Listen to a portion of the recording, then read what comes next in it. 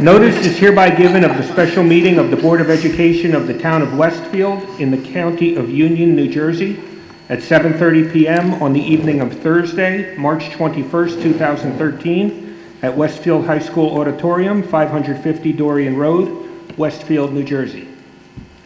The purpose of the meeting is the 2013-2014 public budget hearing. This is to advise the general public and to instruct that it be recorded in the minutes that in compliance with Chapter 231 of the Public Laws of 1975, entitled the Open Public Meetings Act, the Westfield School Board on Monday, March 18th, 2013, caused to be posted at the office of the Board of Education located at 302 Elm Street, Westfield, New Jersey, and delivered to the Westfield Leader, the Star Ledger, the Westfield Library, the Town Clerk of Westfield, Alternative Press, and Patch.com, a meeting notice setting forth the time, date, and location of the meeting. Dana, could we do a roll call? Rich Matesic. Here. Lucy Biegler. Here. Ann Carey. Here. Mark Friedman. Here. Brendan Gallion. Here. Roseanne Kirsted. Here. Ginny Lights. Here. Gretchen Oleg. Mitch Slater. All right, if you would all join me in the flag salute.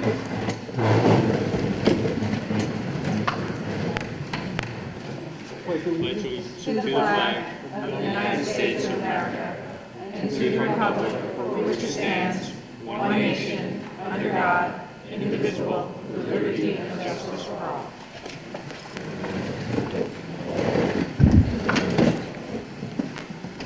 All right, we're going to start tonight with some very important announcements. I'll do that from the podium.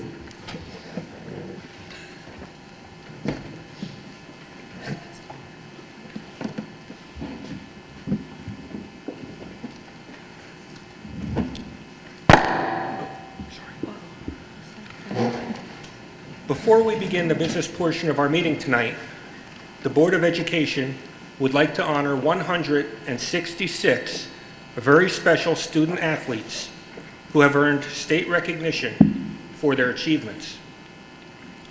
The board has prepared certificates of achievement for these Westfield High School athletes. As I call each name from the podium, I invite you to come up individually. Then please proceed to the stage as you line up as a team. But first, I'd like to congratulate Lexi Bohr. Lexi, if you could come on up if you're here tonight.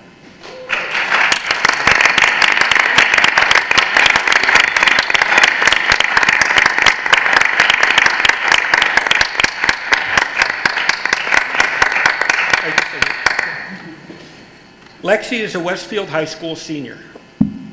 In 2009, Lexi was a semifinalist in the state singles tennis tournament. In 2010, she was a finalist and led the Westfield High School girls tennis team to the school's first ever Tournament of Champions title. Then in 2012, she held an unbeaten record and won the tennis singles state tournament.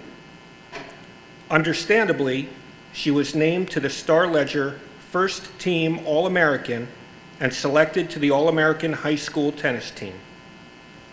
Her career record, it is an astonishing 85 wins and only 3 losses. Wow.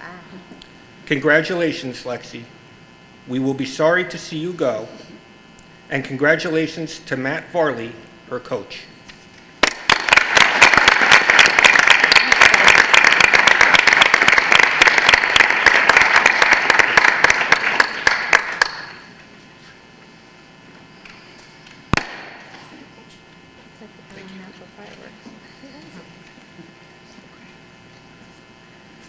Another individual state champion is one who we are very happy to say will be with us for another year. And that is Westfield High School junior, Caroline Baldwin.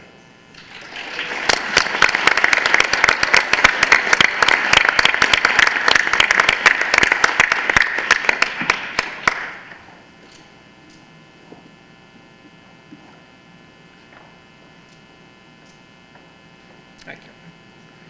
Just this year alone, Caroline broke the school record in the 50 freestyle, 100 freestyle, and 100 backstroke. She won 2 events at the Meet of Champions, the 50 freestyle and 100 backstroke. She is the first dual winner in Westfield's history and the first winner in over 30 years.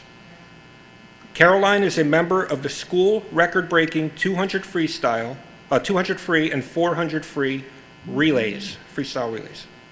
She qualified as an automatic All-American in 50 freestyle, 100 freestyle, and 100 backstroke. And she qualified as an All-American consideration in 200 and 400 free relays. We certainly applaud these achievements, Caroline, and wish you continued success.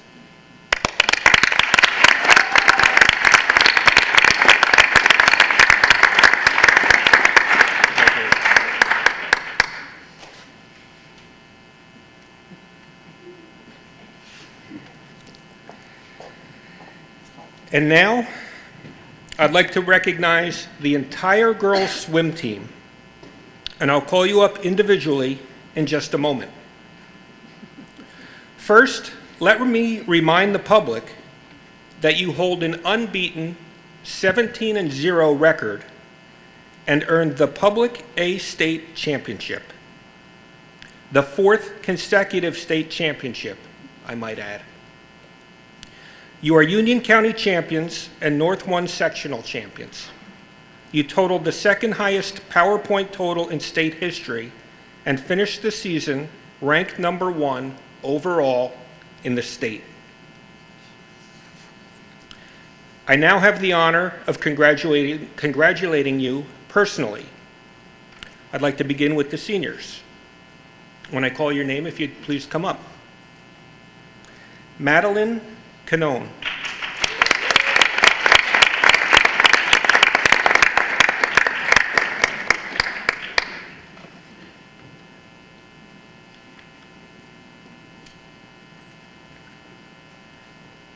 Congratulations. Michaela Kavanaugh.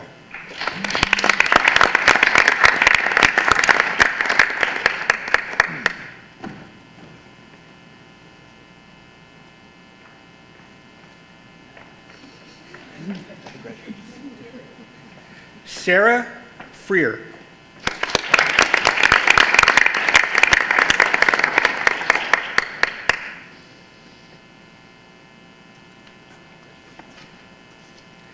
Kyla Gargiulo.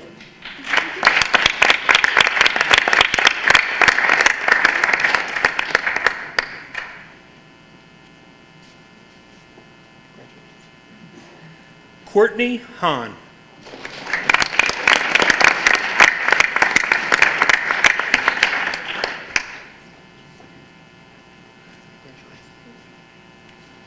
Alexandra Capadia.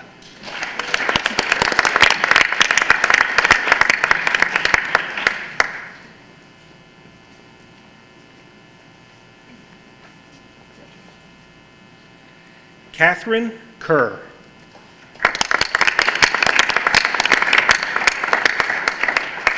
Looks like Catherine's not here this evening. There are actually a number of people here not this evening, given all of the studies and other events going on. That is not unusual for such a talented group of people. Samantha Meltzer.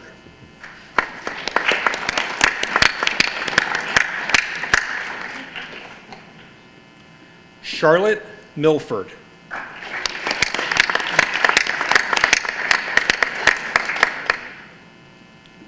Eleanor Reinhardt.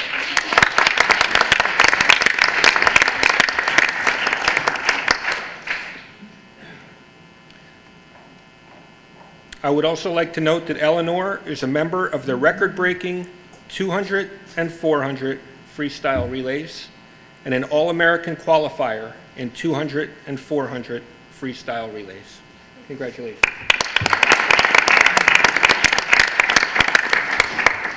Becky Zhang.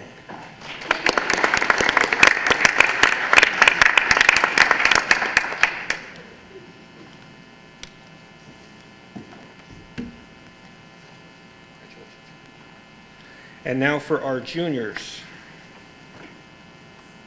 Audrey Bangs.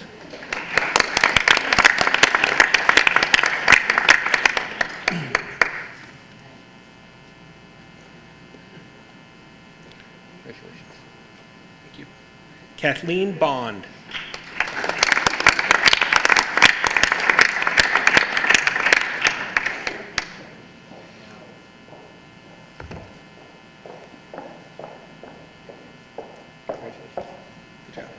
Sarah Cronin.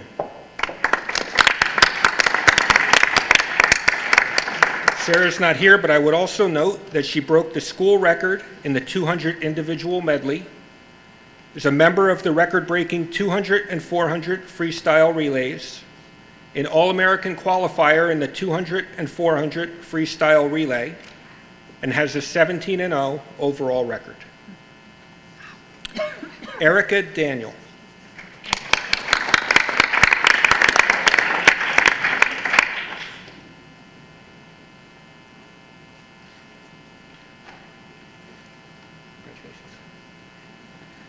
Julia Diamantopoulos.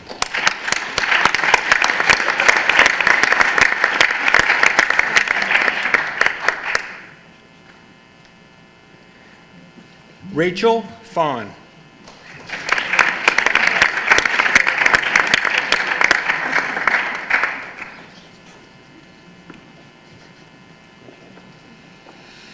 Allison McBrearty.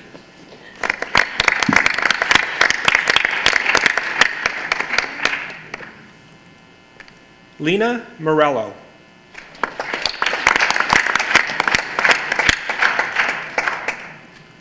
Lauren Schmeider.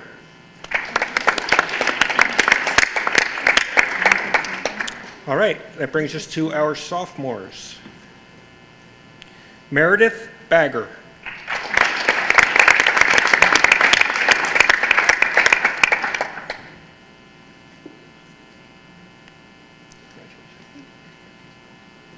Caitlin Collins.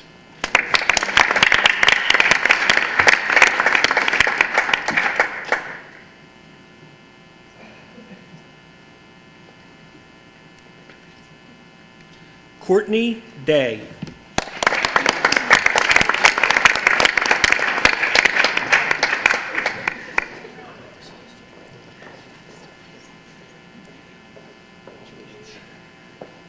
Catherine Duffy.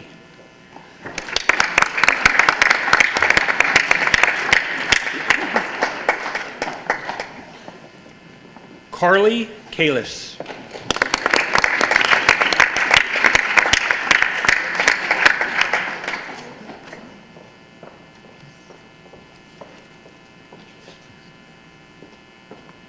And Amy West.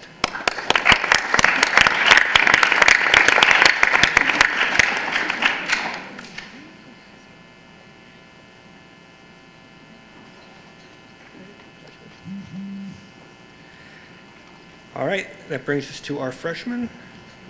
Caroline Basel.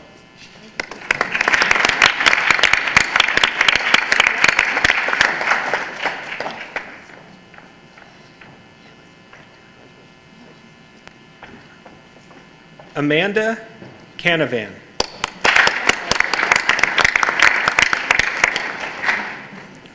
Marina Dakotas.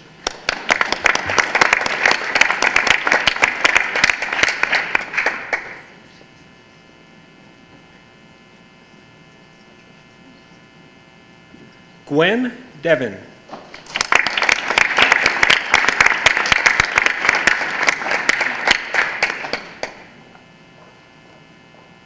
I would also note that Gwen is a member of the record-breaking 200 and 400 freestyle relays. Congratulations.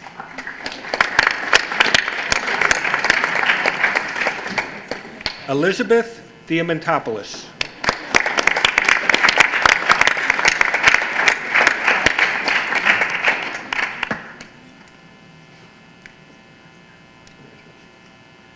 Caroline Felix.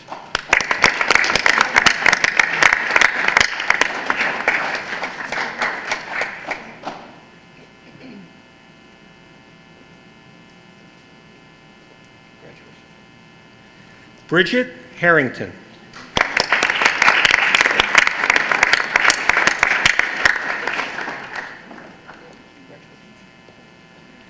Emily McGann.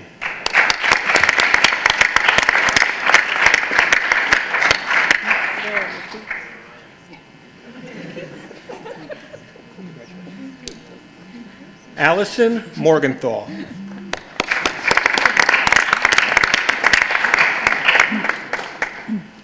Danielle Sawyer.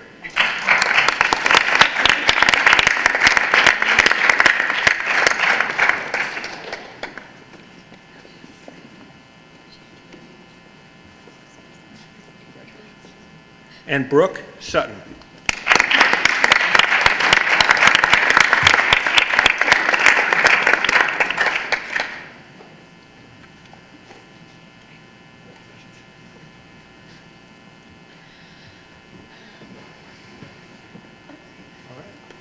We could have one big round of applause for all of our athletes.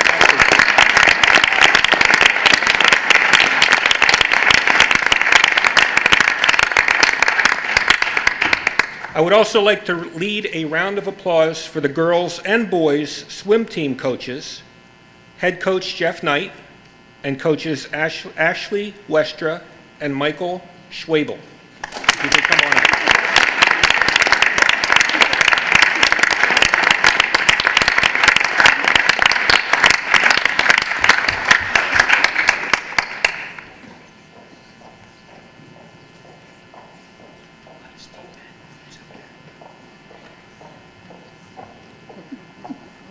You're welcome to say a few words, or just Joyce?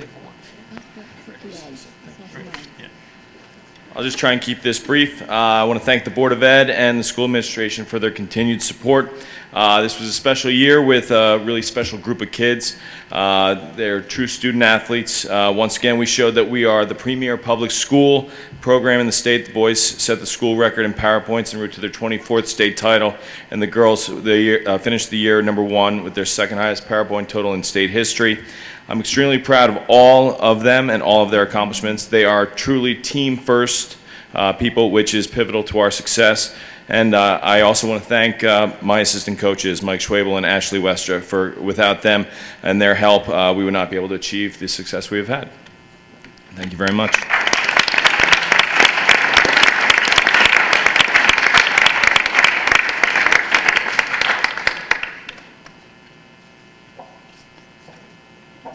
Do you want to take a picture?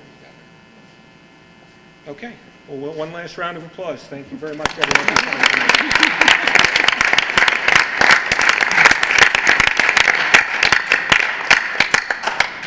If you want to take your seats, we'll move on to the boys swim team.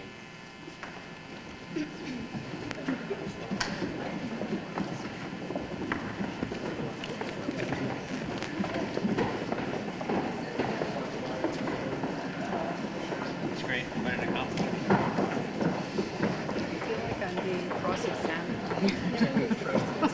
Record-breaking. Yeah, they were there. I'll get him in. Fun. And some of the girls that have been up for 4 years. And record-breaking every year. Amazing. I can barely float.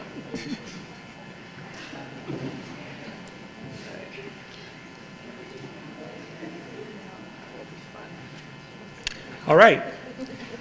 Our Westfield High School boys swim team, also state champions this year, has the most state championships in state history.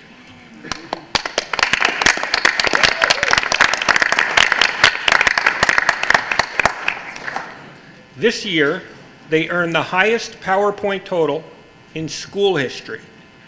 They won the Union County Championship and the North 1 Sectional Championship with an overall record of 15-2. They finished their season ranked #2 in the state and the top public school team in the state. Congratulations on these superior achievements. And now I'd like the honor of acknowledging you individually, if you could come up when I call your name. Again, I'll start with the seniors. Nicholas Constantine.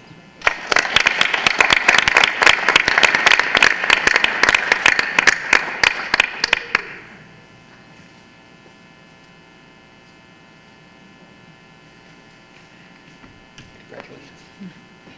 Matthew Daniel.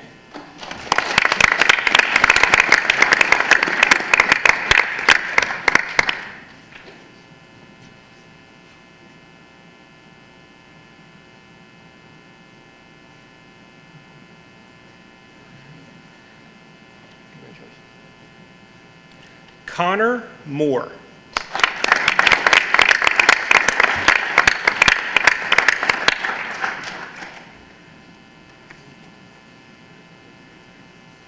Congratulations. And Max Shin.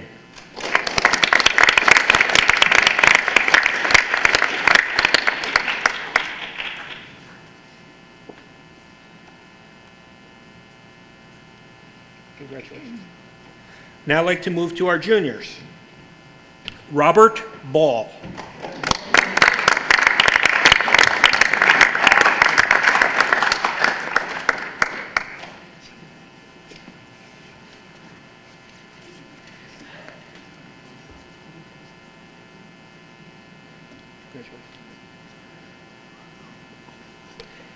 Aram Barmakian.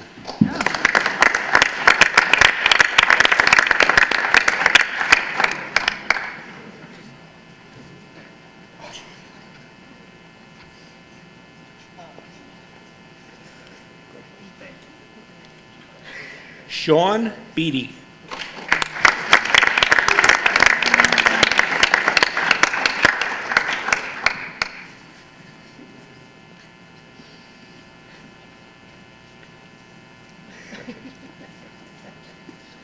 Samuel Hayes.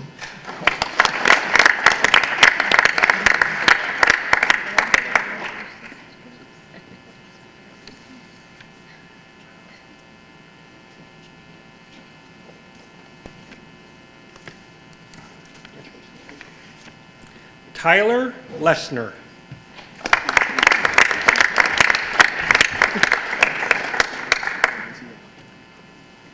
Luke McRory.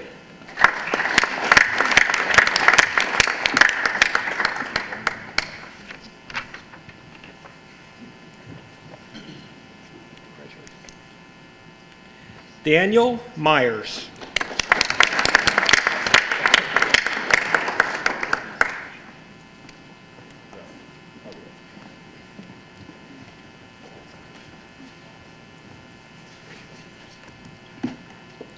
William Murdershaw.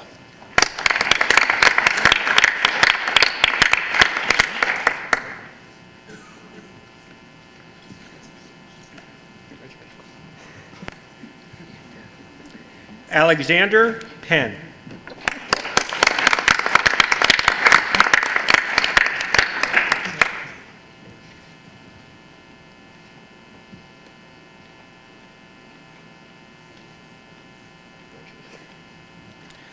Thomas Pyle.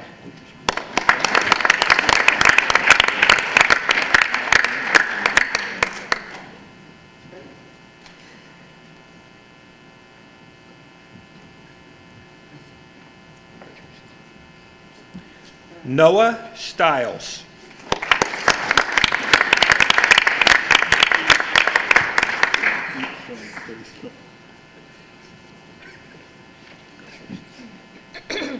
Mark Trinkle.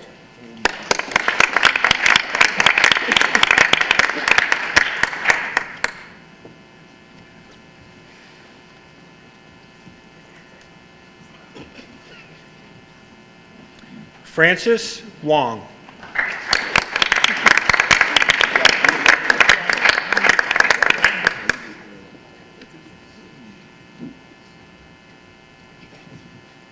And Matthew Warnow.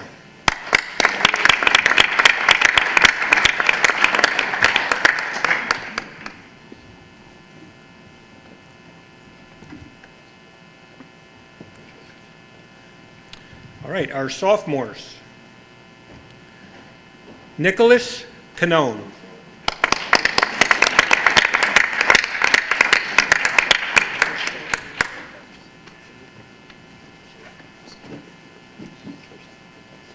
Kevin Klaus.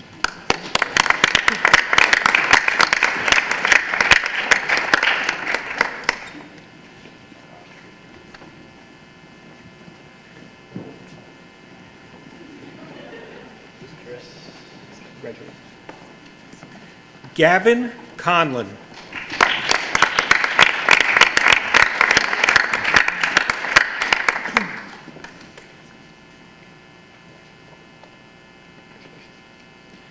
Stephen Hush.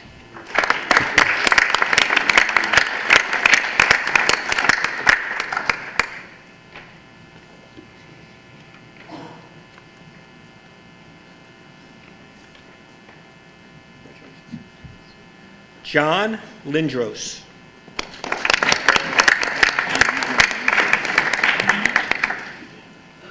Jake Marr.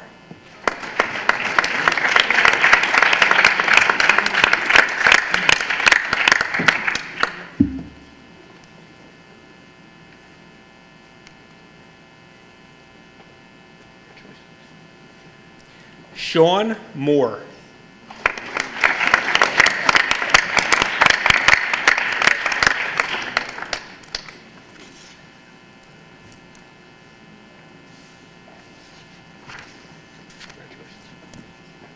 Jack Rose.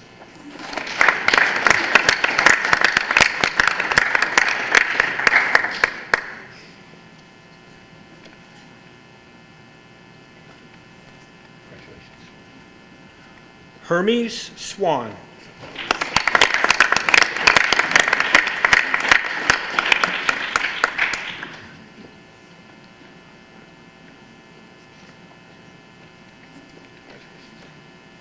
And Bradley Whitman.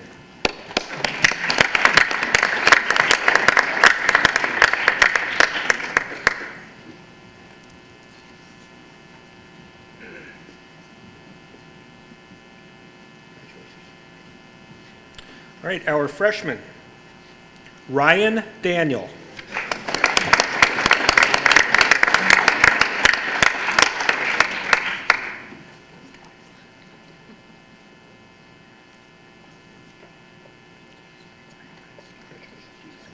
Lucas Fawn.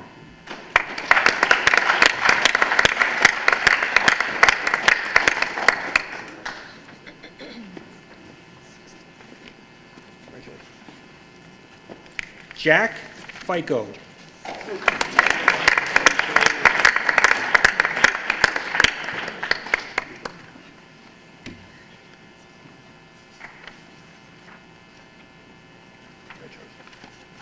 Sean Gallagher.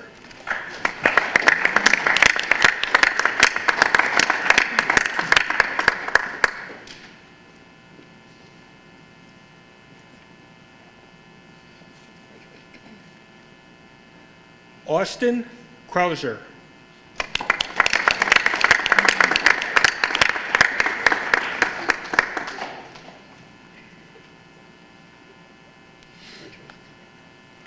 Jesse Liu.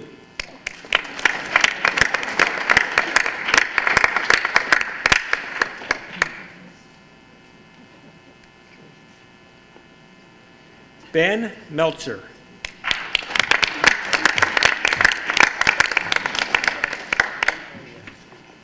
Michael Mises.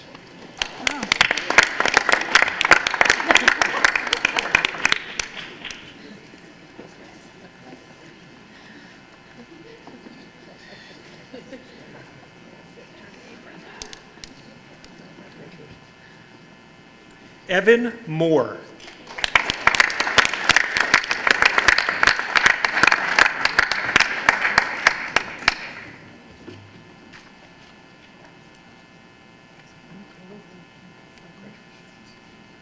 And Blake Taylor.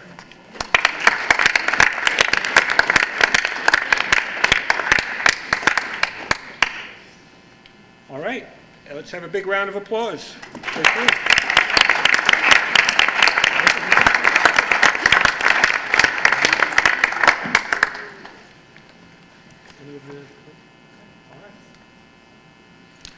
Okay.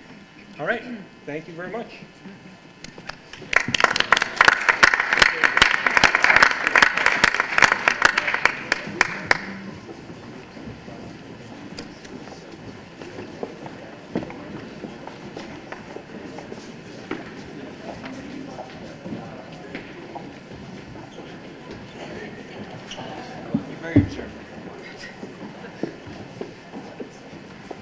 Would be good if there was one back there.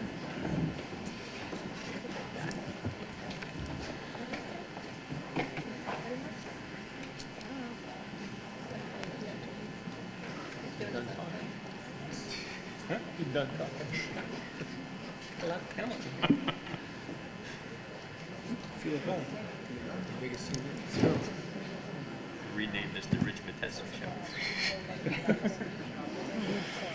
Believe me, you can have the rest. After this.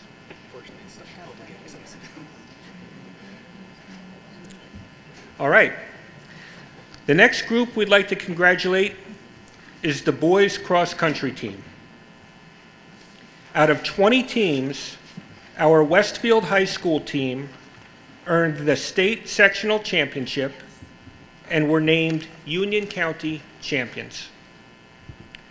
They finished second in the state Group 4 championship, 10th at the state meet of champions, and finished the season ranked 7th in the state. And now, on behalf of the Board of Education, I'd like to congratulate each of you individually.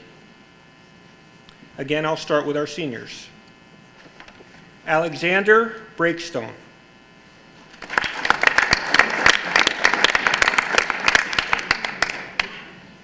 Jack Campbell. I'd also note that Jack was third team All-County and first team All-Conference. Andre Chang.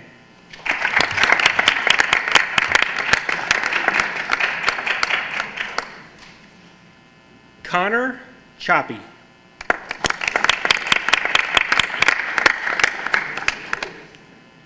Jason Colasanti.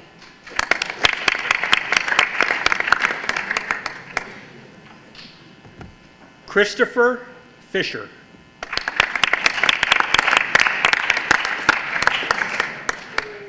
Andrew Fromm.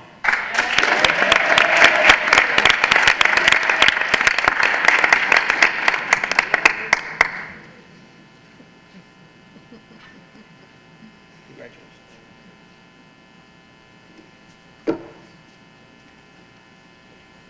Jimmy Jin.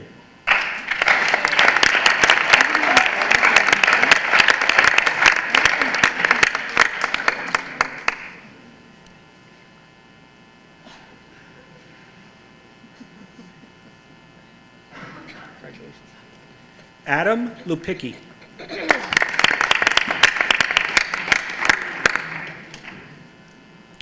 Daniel Luzzi. I'd also note that Daniel was first team All-Conference. Robert Marshidlo. I would note that Robert was also first team All-County. Michael Riley.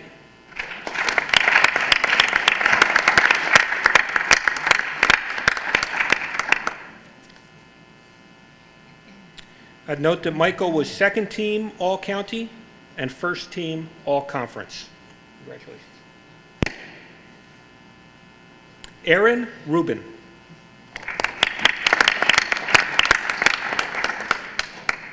Brian Shore.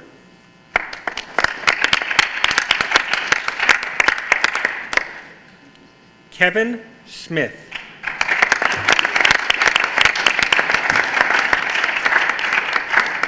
I'd like to note that Kevin was third team All-Group 4K, second team All-County, and first team All-Conference. Congratulations. Eric Sokol.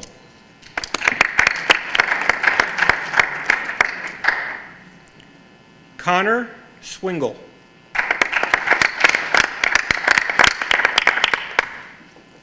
Patrick Terry.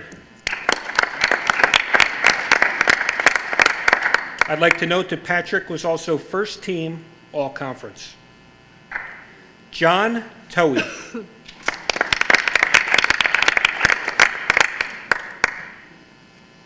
And that brings us to our juniors. Dylan Burslem.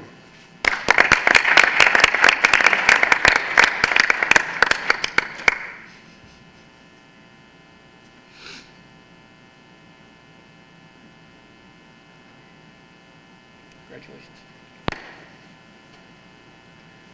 Philip Edwards.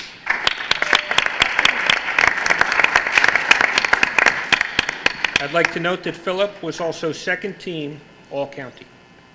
Congratulations. Michael Essler. I'd like to note that Michael was also first team All-Conference. Congratulations. Daniel Firestone.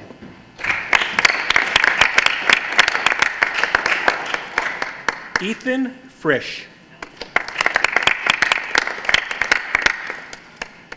Austin Hatch. Samuel Hayes.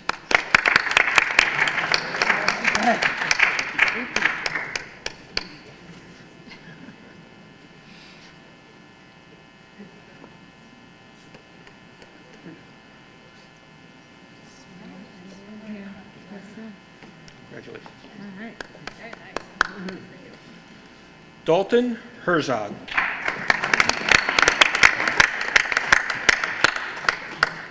Nicholas Koch.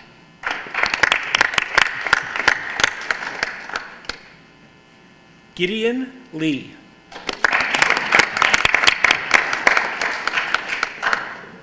Alex Lafredro.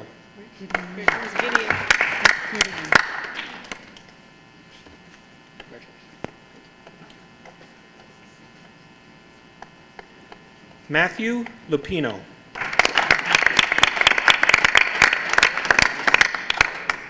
I'd also note that Matthew was first team All-County, All-Conference, and All-Group 4. Congratulations. Frank Pinney.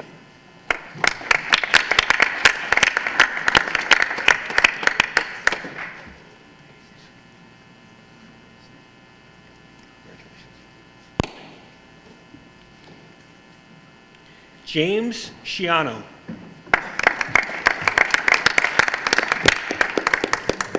Eric Shore.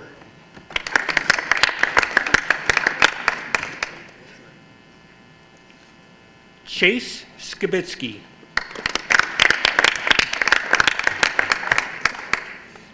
Andrew Stockwell.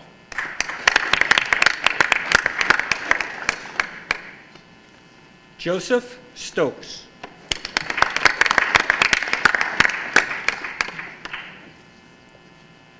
Mike Wessick.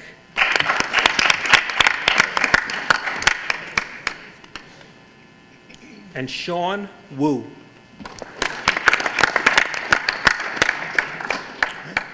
That brings us to our sophomores. Javier Jesus Aguilar.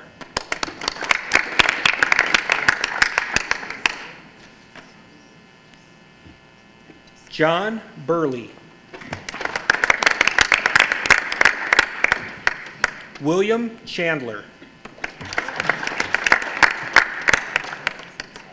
Liam Dotwani.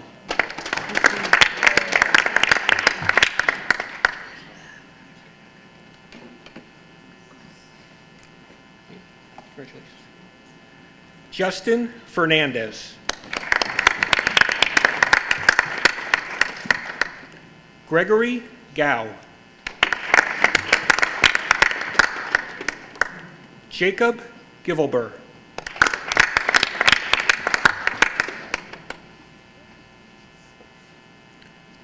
James Goldberger.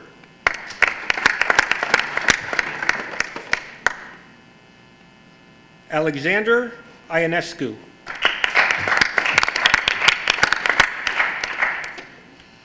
Brian Jackler. Kyle Jason. Brian Johnson. Joseph Johnston.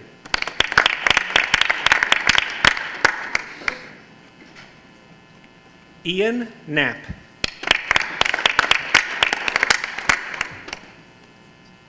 Connor Kruger.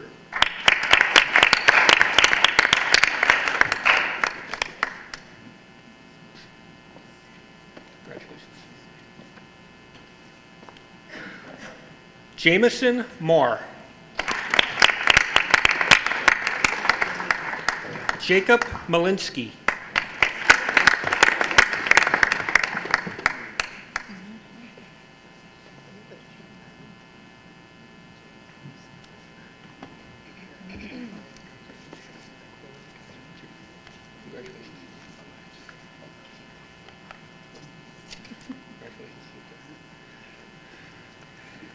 John McKinley.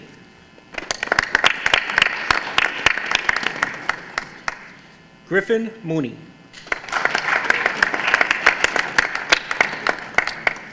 Christopher Riley.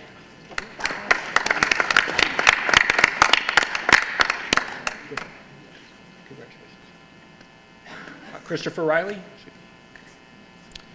Thomas Rowetter.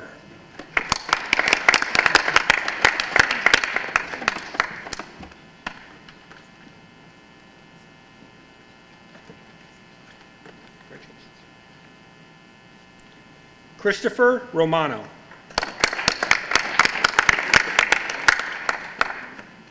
Matthew Russo.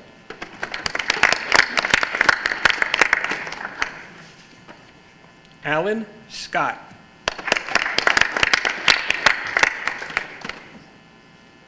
Michael Vastano.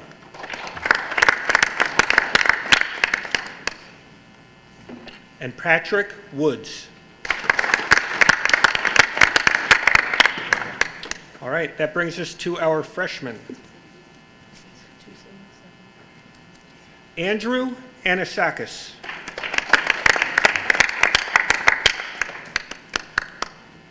Nicholas Antonelli.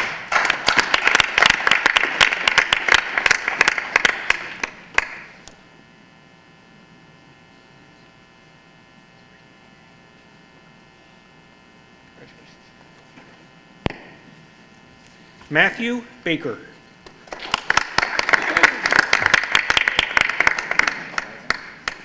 Alex Campbell. Zachary Campbell.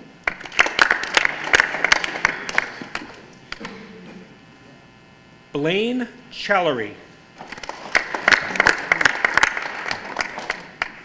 Cameron Chin.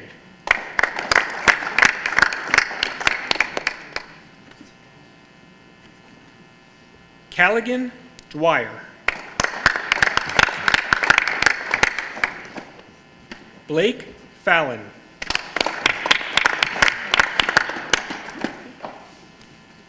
Alan Fong.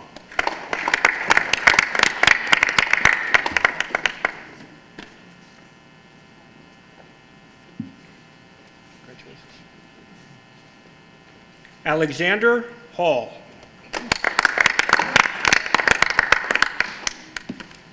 Ryan Hinderleiter.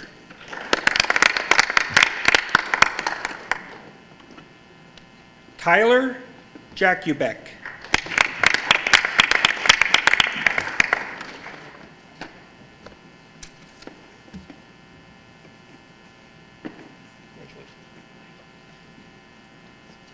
Liam Lachlan.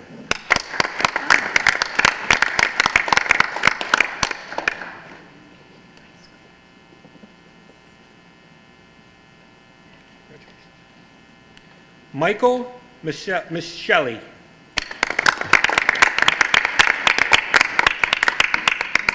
Evan Moore.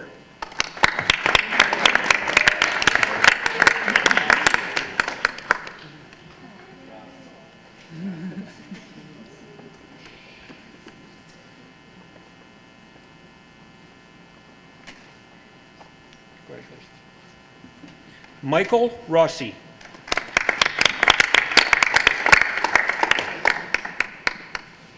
Anthony Scalia.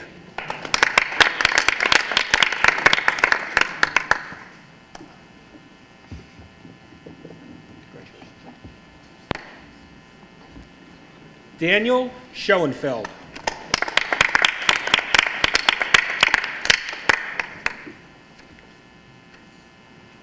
Darian Siegel.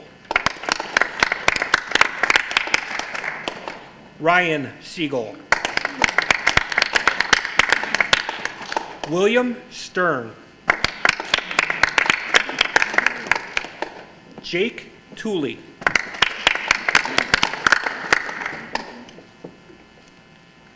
And Matthias White.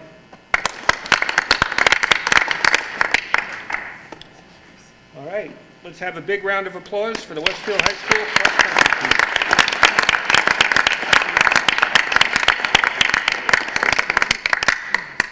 team. The coach's shirt. Oh.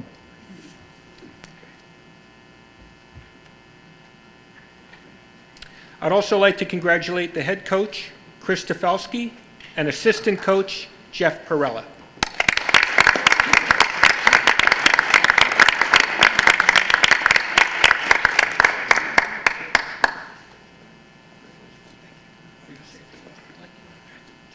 Okay. Well, thank you very much again for the support, and thank you for taking the time to recognize the boys on the team. Cross country is a sport that the real success comes when nobody's watching out in the summertime when it's 90 degrees, and in the early fall when it can be pretty cold out and you get a lot of miles to run. And if you don't put the work in, you'll never be successful. And so, you know, when it's nice to have nights like these and to have some trophies and stuff in the locker room, but really it's the stuff that gets done behind the scenes that really makes it all happen. And without the dedication of these kids, it can't happen. So really the credit all goes to these guys and the work that they've done. The miles that they've run, I think we tallied it up one season, and a team of 85 boys ran 60,000 miles between June and November. So it really is, it's a tremendous body of work that has to occur in order for these boys to be successful. And without our upperclassmen, especially with a team of our size, we really do rely on upper-class leadership. So I commend the captains, but not just our captains, all of our seniors, for really being the models of what it takes to be good. So thank you, guys. We're proud of you. I'd also like to recognize John Sharona, who's a athlete emeritus who comes in and helps us out still. And he's the spirit of our team, and we wouldn't be who we are without him.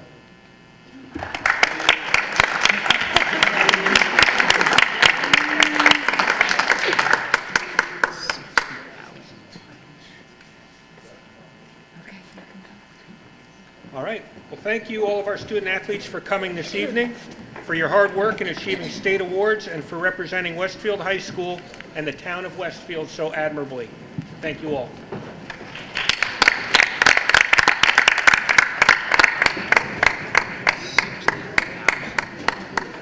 You couldn't drive that in here if you tried. You just need a weekend. Thank you. One name stuck out to me. The kid has to be a lawyer. Anthony Scalia. Oh, yeah. It's like, that's a good name. Try to remember. We'll try to remember. I think we can. Well done. There are sort of blind. Maybe sunglasses. You okay? Have my son? No, I'm not going to sit here. I might have to think, Mark. Before you talk to them. That was a trap. Yeah, I did. Okay. Now I won't do anything.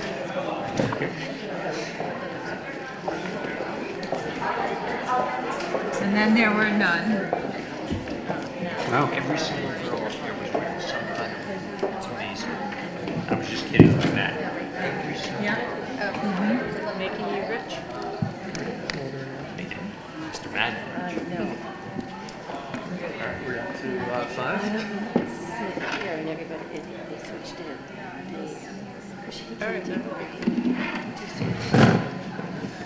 Or Mark, why don't you sit here? Can't we use the lights on the television? We're not going to meet you. I'm sorry, the lights is just. No, it's right.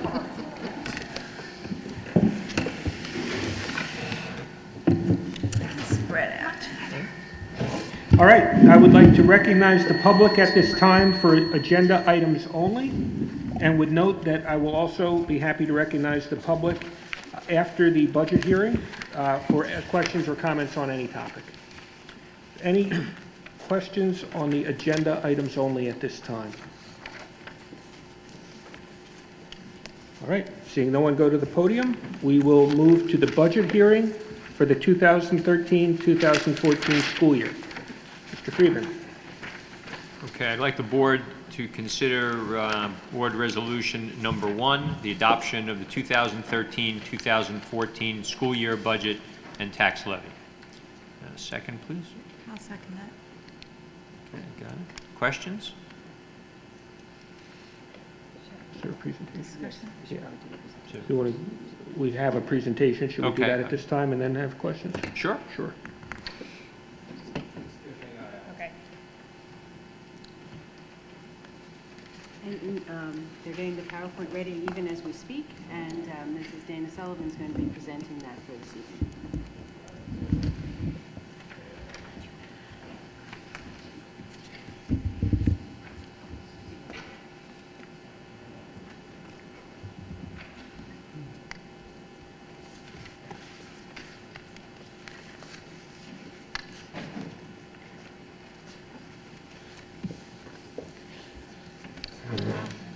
Okay, I'm just doing a brief overview tonight. We have been talking about the budget for quite a number of meetings, and we've presented some detailed information over the last several meetings. So tonight, I'm just kind of wrapping up the entire presentation before you take your vote on the final budget.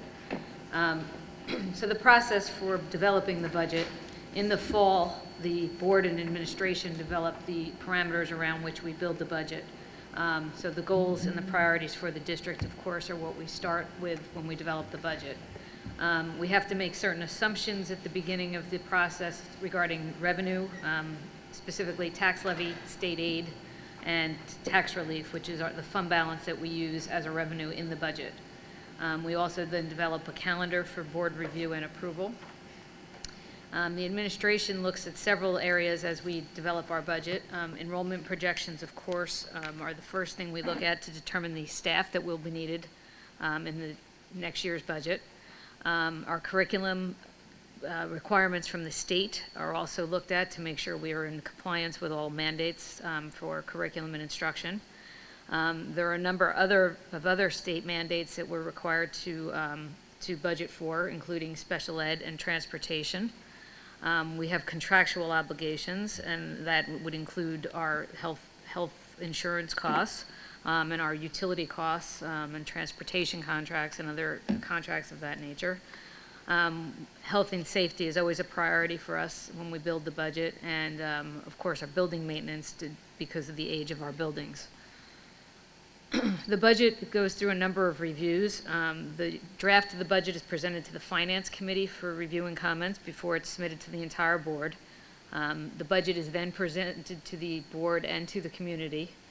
On March 5th, the board approved a tentative budget which was submitted to the Union County Superintendent of Schools for her review. That budget has been reviewed and we have received approval from her. The board has discussed the budget at several different meetings, and public comment has been allowed at all of those meetings. And tonight we are holding a public hearing on the budget, and tonight we will also adopt the final budget. So as I stated, there was a number of meetings where we talked about the budget. I believe that there's 5 meetings on here where the budget was discussed.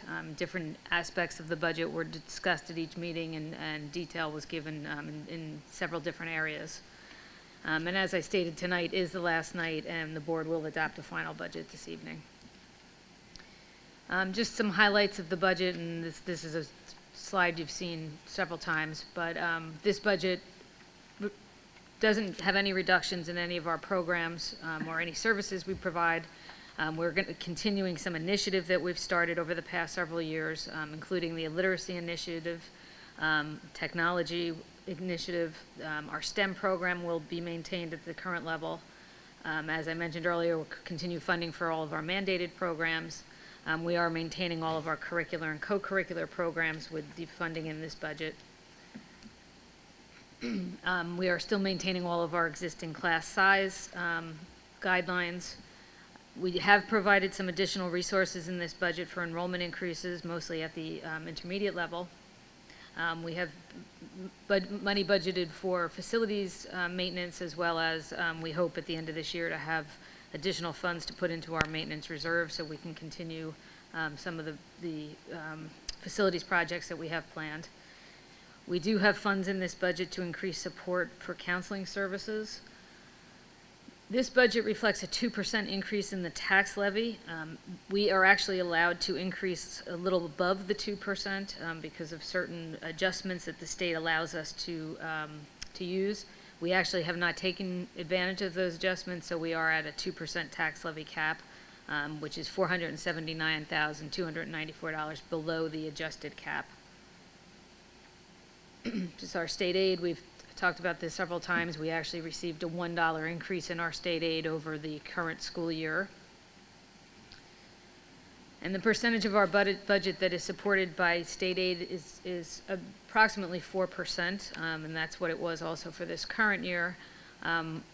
Back in the late 80s, we were 11%, and I'm sure if we looked prior to the 80s, it would have been even higher than that. So the state aid is considerably reduced, and the support from the state is considerably reduced. And our tax levy, as I mentioned, is at 2%, where it's been for the last several years, compared to much higher increases in previous years. So because of the reduction in the state aid, about 92% of our budget is supported by local taxes. Federal and state funding accounts for about 1.5% of our budget. And there's some other minor areas there, debt service and miscellaneous aid. And the fund balance that we have appropriated in the budget is 1.5% of our total budget, which allows us to reduce our tax levy. So the areas of the budget, and we presented detailed information about all of these areas last week. 62 point, or not last week, it was 2 days ago, Tuesday. It's about 62% of our budget is spent directly on instructional programs and instructional staff. And the other areas of the budget are laid out in much smaller areas. We have capital outlay, which are our capital projects. Transportation is about 2.8% of our budget. Maintenance of our plant is approximately 7.7% of our budget. Operations, which is all of our support, is 4.7% of our budget. School administration, which are all of our principals and school secretaries and supplies and equipment needed for school administration, is 4.5% of our budget. Related services and child study team costs is approximately 6.3% of our budget. Extraordinary services, and those are services for special education students, makes up about 3.5% of our budget. Health guidance and library is about 6.1% of our budget, and the remaining 1.7% is targeted for co-curricular and athletics. And that finishes tonight's presentation. Do you have any questions?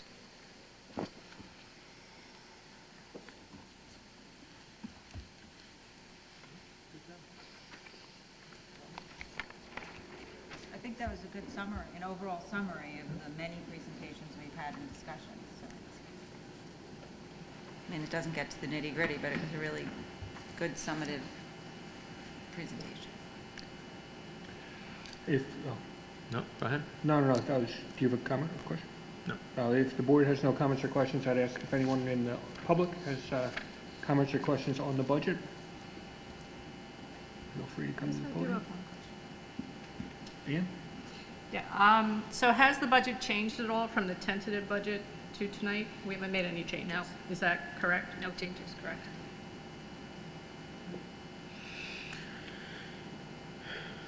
Anyone else? All right. Rich Matesic, Yes. Lucy Biegler, Ann Carey, Yes. Mark Friedman, Yes. Brendan Galligan, Yes. Roseanne Kirsted, Yes. Ginny Lights. Yes. Okay. Okay. At this time, I would recognize the public for questions and comments on any topic. Please, if you have a question, just come to the podium, state your name and address.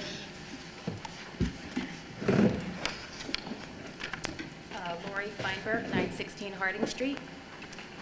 Let me just preface by saying I'm going to read so I get all my thoughts out in regard to this topic, and then I'm going to add a little as well. So let me just preface this by saying that I've attended many Board of Education meetings, especially as it pertains to the Washington redistricting issue. I have never taken the opportunity to stand up here and speak against the board's decisions because although I might have not liked the decision, I wholeheartedly felt that you were doing what was in the best interest of the entire Westfield community. An example of this was the redistricting decision where my child was affected. Although I didn't agree that the Washington kids should be split apart, I understood that due to overcrowding in Roosevelt, something had to be done. So now I currently have a 7th grader at Edison. Fast forward to what I learned last night, that the already small number of current Washington 5th graders, who now my daughter is a part of, was now going to get smaller by 30%. Because a couple of parents persuaded you all to let the current 5th graders, these 7 current 5th graders, make a choice as to what middle school they get to attend based on a younger sibling going to middle school in 2 or 3 years. I believe you did not consider how this affects the 16 or 20 kids now that are left to bear the burden of continuing to go to Edison School. You are literally tearing apart a neighborhood, not neighborhood, literally street, house by house. My neighbor will now have the choice, 2 doors down and 5 doors down, where my daughter does not get a choice. So my current 5th grader will feel the effects more than you'll ever know. I believe you got it backwards, that these 7 Washington kids should have to attend Edison. You made a 5-year plan for a specific reason, based on population and for a reason I believe you should stick with. You made a plan, a 5-year long-range plan for this specific population because of overcrowding to go to Edison, and now all of a sudden, because a few parents have come forward and made a good argument in your minds to persuade you, you've changed your decision and took 30% potentially out of this small population and now are allowing them a different decision. I don't see how you could have made a good decision in the little time that it was tossed around the table. I had many emails going to Rich today, Mitch Slater, Gretchen Oleg, and 2 of them obviously aren't here, but it's all I did at work today was email because I'm very passionate about that this decision is not right. Again, I don't get the choice to have my younger sibling go to a school where her friends are going and I have 1 year of overlap. So she'll continue to go to Edison School for 2 years without her older brother, but you're now allowing 7 children, 30% of the redistricted Washington population, to make a decision because in 2 or 3 years they have a younger child potentially going, and you don't want these families to be affected. I feel you have it backwards in that these 7 children should go because you made a 5-year plan, and in 2 or 3 years these families should then, because that's what we were told 4 years ago, if it affected another child, you would then get to make the decision about your younger child going to the same school as your older, or to stay with the entire Washington population after redistricting was over. So again, I believe you have it backwards. I believe you should stick to what you decided based on those compelling reasons that you sold us on. So I guess in summation, I wholeheartedly believe that these 7 families in this current situation should be making the decision at the appropriate time when their younger sibling has to enter middle school in 2 or 3 years, when there's no longer an overcrowding or redistricting issue, because your 5-year long-term plan will be over. And just the other thing I want to point out, Rich, in your email me today, you indicate one of the most persuasive reasons of why you allowed this to happen is that you say you would have ultimately forced a younger sibling to have to choose between going to Edison with the older brother or sister. So we have to suffer the effects, and 30% of this small population now being pulled out, so 16 to 20 kids are left now. I think this is a real shame, and you haven't thought about how it affects the people literally house by house, especially Harding Street, of the impact to the children. Thank you. Thank you.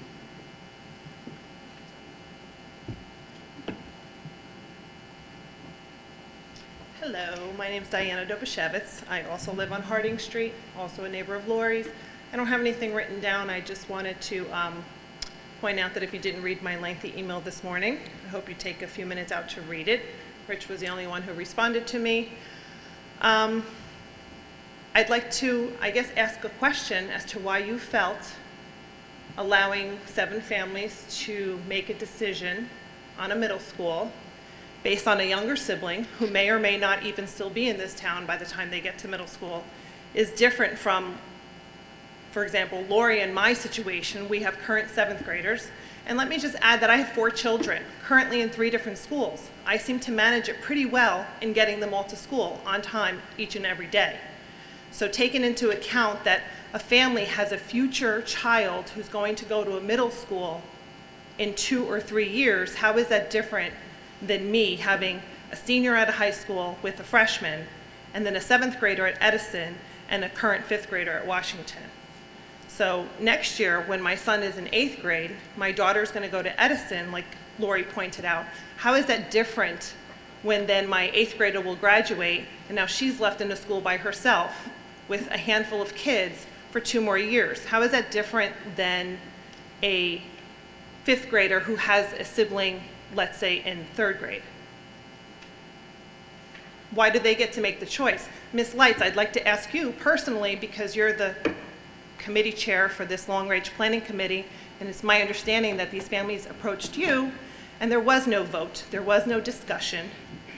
One of your board members stated via email today that they just found out about this situation this week, yet letters are going out to these families. I was at a St. Patrick's Day party on Saturday when a parent brought this up to me. I had no idea. I was not approached by anyone.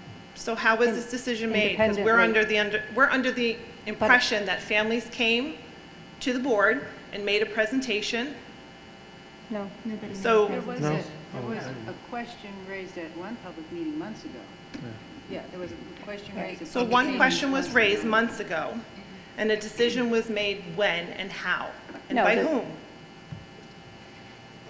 The long-range planning committee met and had a discussion regarding this situation. And under that group, the opportunity was discussed. And who were the members of the long-range planning committee, may I ask? I'm not so sure that that's totally relevant. Well, I'd like to know when the committee meets. Why isn't it public knowledge? Yes, it is, and so let me tell you. I'm sorry? And so let me tell you who they are. Okay. Thank you. I'm the chair. Mr. Matesic is a member. Mr. Gallagher, are you on the committee? Lucy Bagler is on the committee, and Ann Carey is on the committee. Okay, so then I ask all of you, and Rich, I got the same email that you sent to Lori, you sent to me apparently the same email, stating, again, that you feel it would be an injustice to allow a then 5th grader to have to make a decision whether or not they want to stay in the same school as their sibling or go to a different school with their peer group. So how is that different than my current situation or Lori's, for example, where our 5th grader essentially has no choice? You're not giving our children a choice. You're giving 7 families a choice. And I'd like to know the reasoning why you feel that is fair to those 7 families, but to the rest of us, we don't have that choice. So if you're going to give the choice to the 7, leaving behind 16 or 20 children, then I think you need to make the choice to allow everyone to have that choice, because the board is under the assumption that everyone is going to choose Roosevelt. And quite honestly, I'm not sure I would choose Roosevelt. I've had a child go through Roosevelt for 3 years, and I've had to start over at Edison. I've had 2 children now go through Edison. I'm not sure I'd make the choice of Roosevelt, and you're assuming that every one of those families will by not allowing everyone to have that choice. So either, like Lori said, you stick to the plan of 5 years that you were so passionate about and talked about, and we had many, many, many meetings, and I spoke at those meetings, and now you're backpedaling and deciding that 7 families, or 30% of the population, is allowed that choice. So why aren't we? Well, first, let me just say that the committee had no expectations for the outcomes of this opportunity for parents to make a decision with their child. But this was brought up 4+ years ago. Well, When the whole I just wanted to redistricting answer. first started, this exact scenario was brought up, that you will always have families that have other siblings that are going to be in this situation. Why now? Why not stick to the rest of the 5-year plan and have these 7 families attend the middle school they are currently slated for, which is Edison? Why do they get the choice?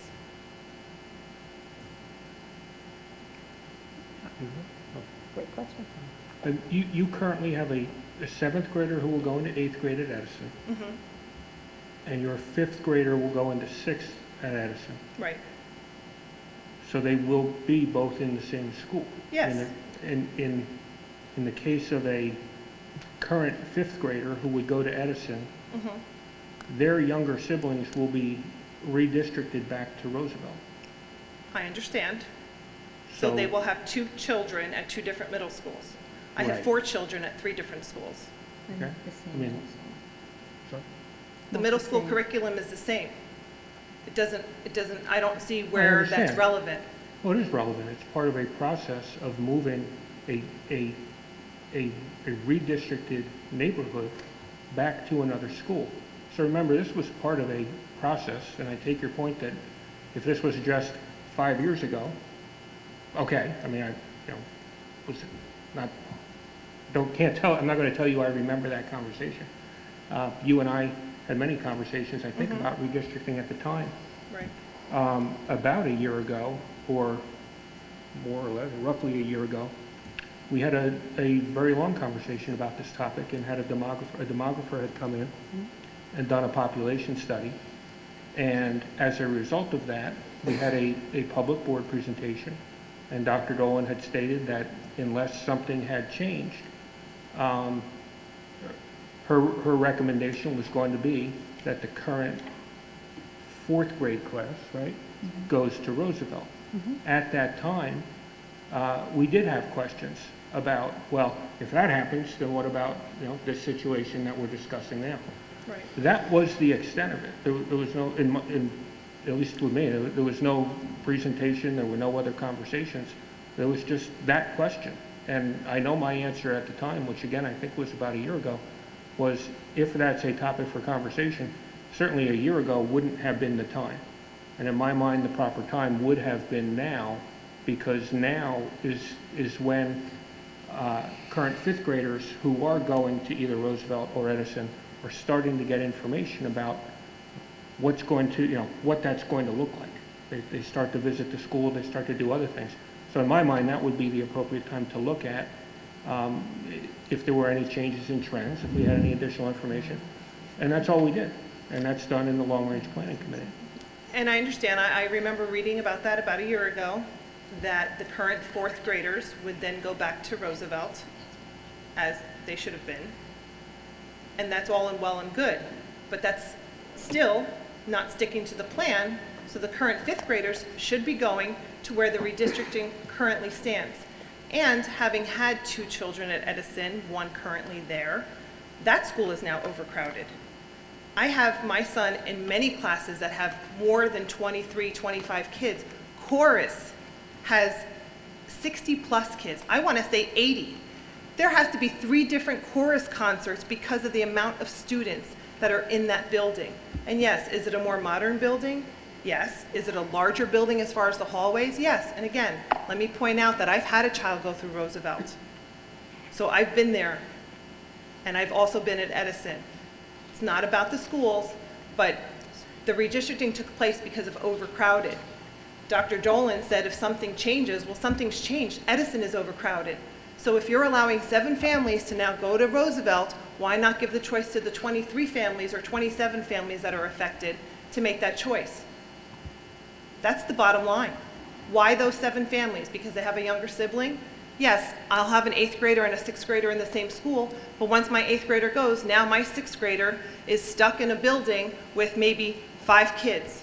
On Harding Street alone, there is myself, Lori, and 3 other families. 3 of those families get to make the choice. Lori and I do not.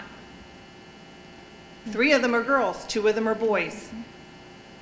So we're discriminating now against, quite frankly, the fact that I don't have a younger child. I have 4. I would have left to have 5, but I didn't. So now I'm being discriminated against because I don't have a younger sibling. But I have an older sibling, and it's the same situation. I have 4 children in 3 different schools. I get them to school every day. What's the difference? When the current 5th grader is then in 8th grade, then that family should have the right to make the choice, because they will then be redistricted back to Roosevelt where they belong. And then they can make the choice, do they stay or do they go? Okay, so first of all, I completely understand where you're coming from. My child is currently a cohort at Edison, and I also had someone go at Roosevelt, so I completely understand the situation you're in. I think one of the biggest deciding factors was that those younger siblings, first of all, there's 27 total, so there's a 20 cohort left that would be going next year, which is approximately the numbers that it has been. I think the deciding factor was that those younger siblings, they won't have a cohort to go with at all.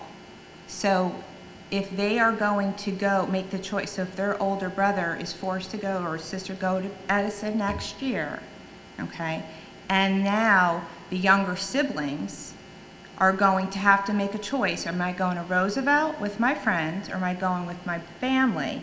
It wasn't even so much about driving to different schools. It was if that child decides to go to Edison with his family, he is not going with one cohort child at all. Well, forgive me, Lucy, because... Let me just finish. Okay, so that is the main reason, that if we had to really, thinking of the children in mind, and understanding that those children, not having to make those children make a decision, do I go with my family, or do I, and have no friends at all. So at least now they have a cohort of 20. They have somebody from Washington. But they won't have any. So if their parents force them to go to that intermediate school, they have not one friend from Washington going. So that was the difference. And I don't know if that didn't seem to be brought up at all tonight when you're, making that decision. So I just want to say there were many conversations about this, many.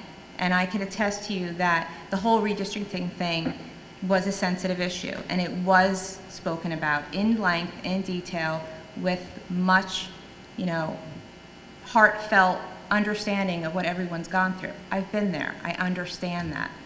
Okay. But that is one of the main deciding factors, is those children wouldn't have a cohort at all. At least the children now do have a cohort.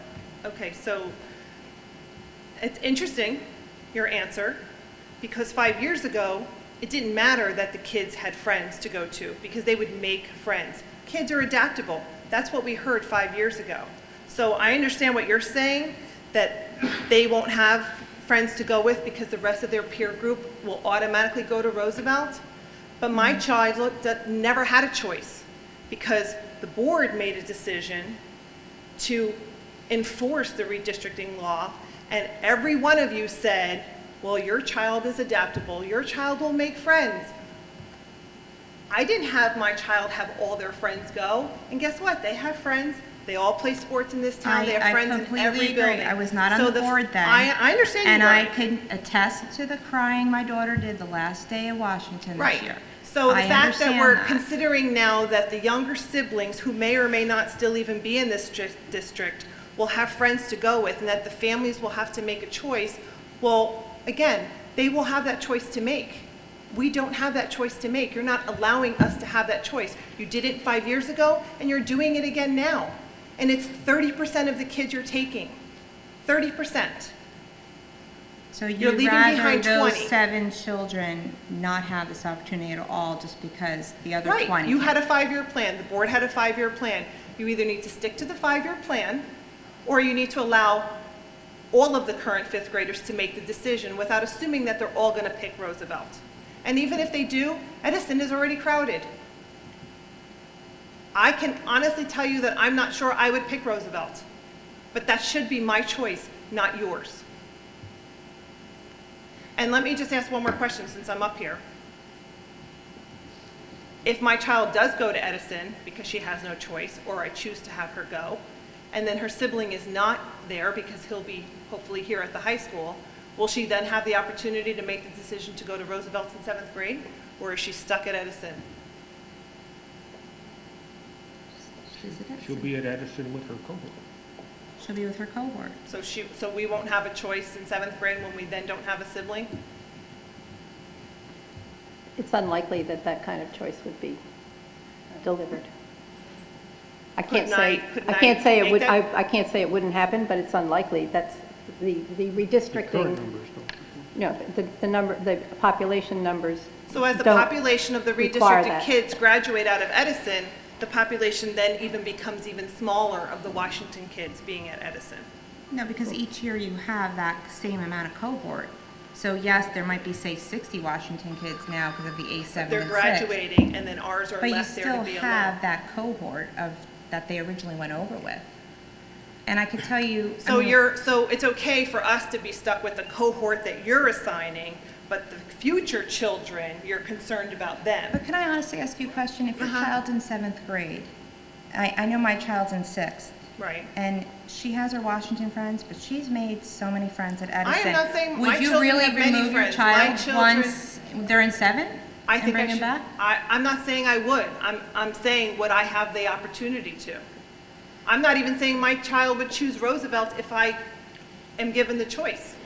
I just want to know what the options are, why certain families are allowed the option of choice and why the rest of us aren't, and how you could make a decision without opening it up to everyone, and just one small committee without opening it up to everyone, without, I mean, quite honestly, I kind of feel like this was all done secretively. We only found out Nothing was about it done because it was in the secretively. Board of Ed minutes last night in the synopsis that someone read. I know it wasn't done secretively, but that's how it feels because no one talked about it. Now all of a sudden, 30% of the kids, 5 alone on Harding Street, have the choice to go to another school. And the rest of us don't have a choice. Honestly, And it it was was a simple. 5-year There was plan that the board needs to 27. We stick looked to at it. the numbers and we said, okay, they'll be left with the same amount of cohort there is now. And let's be compassionate and give those 7 families that will be left with their siblings that will have no one to go with at Edison at all. We looked at the numbers, they you would have the remove choice those, to they do that. remove those 7, you're still left with the same amount of cohort you have now. So But they should have the we, choice. I just didn't feel that that was a moral decision to make, to force those children that won't have any cohort to go with in Edison. They And will have the that's choice. basically it. But It they will doesn't- have the choice whether or not they want to go to It wasn't Edison, an whether or not option, they want to it go to wasn't 2 an different option to schools. send 27 over. So it was an option to send 7, because you're still left with the same amount of cohort that Okay, you so my started. final question to the board is then why are you changing your mind on a 5-year plan that you were so adamant about 5 years ago? I don't understand. We're not changing anything about a You are. 5-year plan. There was a 5-year plan. The current 5th graders are slated to go to Edison. You've changed the plan now without a vote, without public discussion, and you're allowing 7 families to make the choice to go somewhere else. I think next year is the 5th year of the plan. I'm sorry, I may Yes. be counting wrong. And next year, the current 5th graders, you're allowing 7 families to make a choice. The current 5th graders are part of the plan. You're changing that plan by allowing these 7 families. Okay. Typically, in a redistricting situation, certainly we haven't done it in this district in the intermediate level prior to this current plan that we're under. But more typically in an elementary redistricting situation, there is consideration for someone when the redistricting starts or ends. There's consideration for a student who's in the school if they're in 5th grade and their younger sibling is going to be redistricted. District generally would give an opportunity for that 5th grader to stay in the elementary school they started in. At the end of a redistricting, if someone was in the 5th grade and their family was being redistricted back, the 5th grader might be given the opportunity to remain there. So there are transition periods. I'm just trying to... I understand there's a transition Thank period, you. but there's also a plan that you designed and you laid out and you But we enforced. we gave no definition to transition. So perhaps Sure that... you did. You have it set until 2014. If you remember at the time, what we said about the redistricting plan was that it could only be identified so long as we had data to analyze for the enrollment numbers. So I understand that it was identified in public as a 5-year plan. However, the board at the time was only able to say that for 5 years, looking forward, the data supports the ability to provide another place for children from Roosevelt to Edison so that the enrollment numbers don't exceed the capacity of the Roosevelt building. And we tried to say that it was 5 years of data as opposed to a 5-year plan. It didn't have an end date. It's just that the data was not known beyond the 5 years. Right, and we as the public who spoke during that time pointed out that this would be a rolling problem, because you're always going to have a family who's going to be in a situation that is going to have to make a choice, that is going to have a child that's going to be in a year that won't fall in line with your redistricting plan. So now, 20 families are being discriminated against because we don't have younger siblings. And that's a big word, but it's appropriate, I think, in this situation. I'm going to let somebody else speak because... Could I just Yeah, add go one ahead. thing before? So 5 years ago, we grandfathered the families who already had a child at Roosevelt. Right, unfortunately, I had an 8th grader graduating, so that didn't apply to me. Okay, well, I didn't apply to you, but it applied to some families. Right. And so when we discussed this in committee, we felt that there isn't a word, the opposite of grandfathering, but that was what happened at the top end.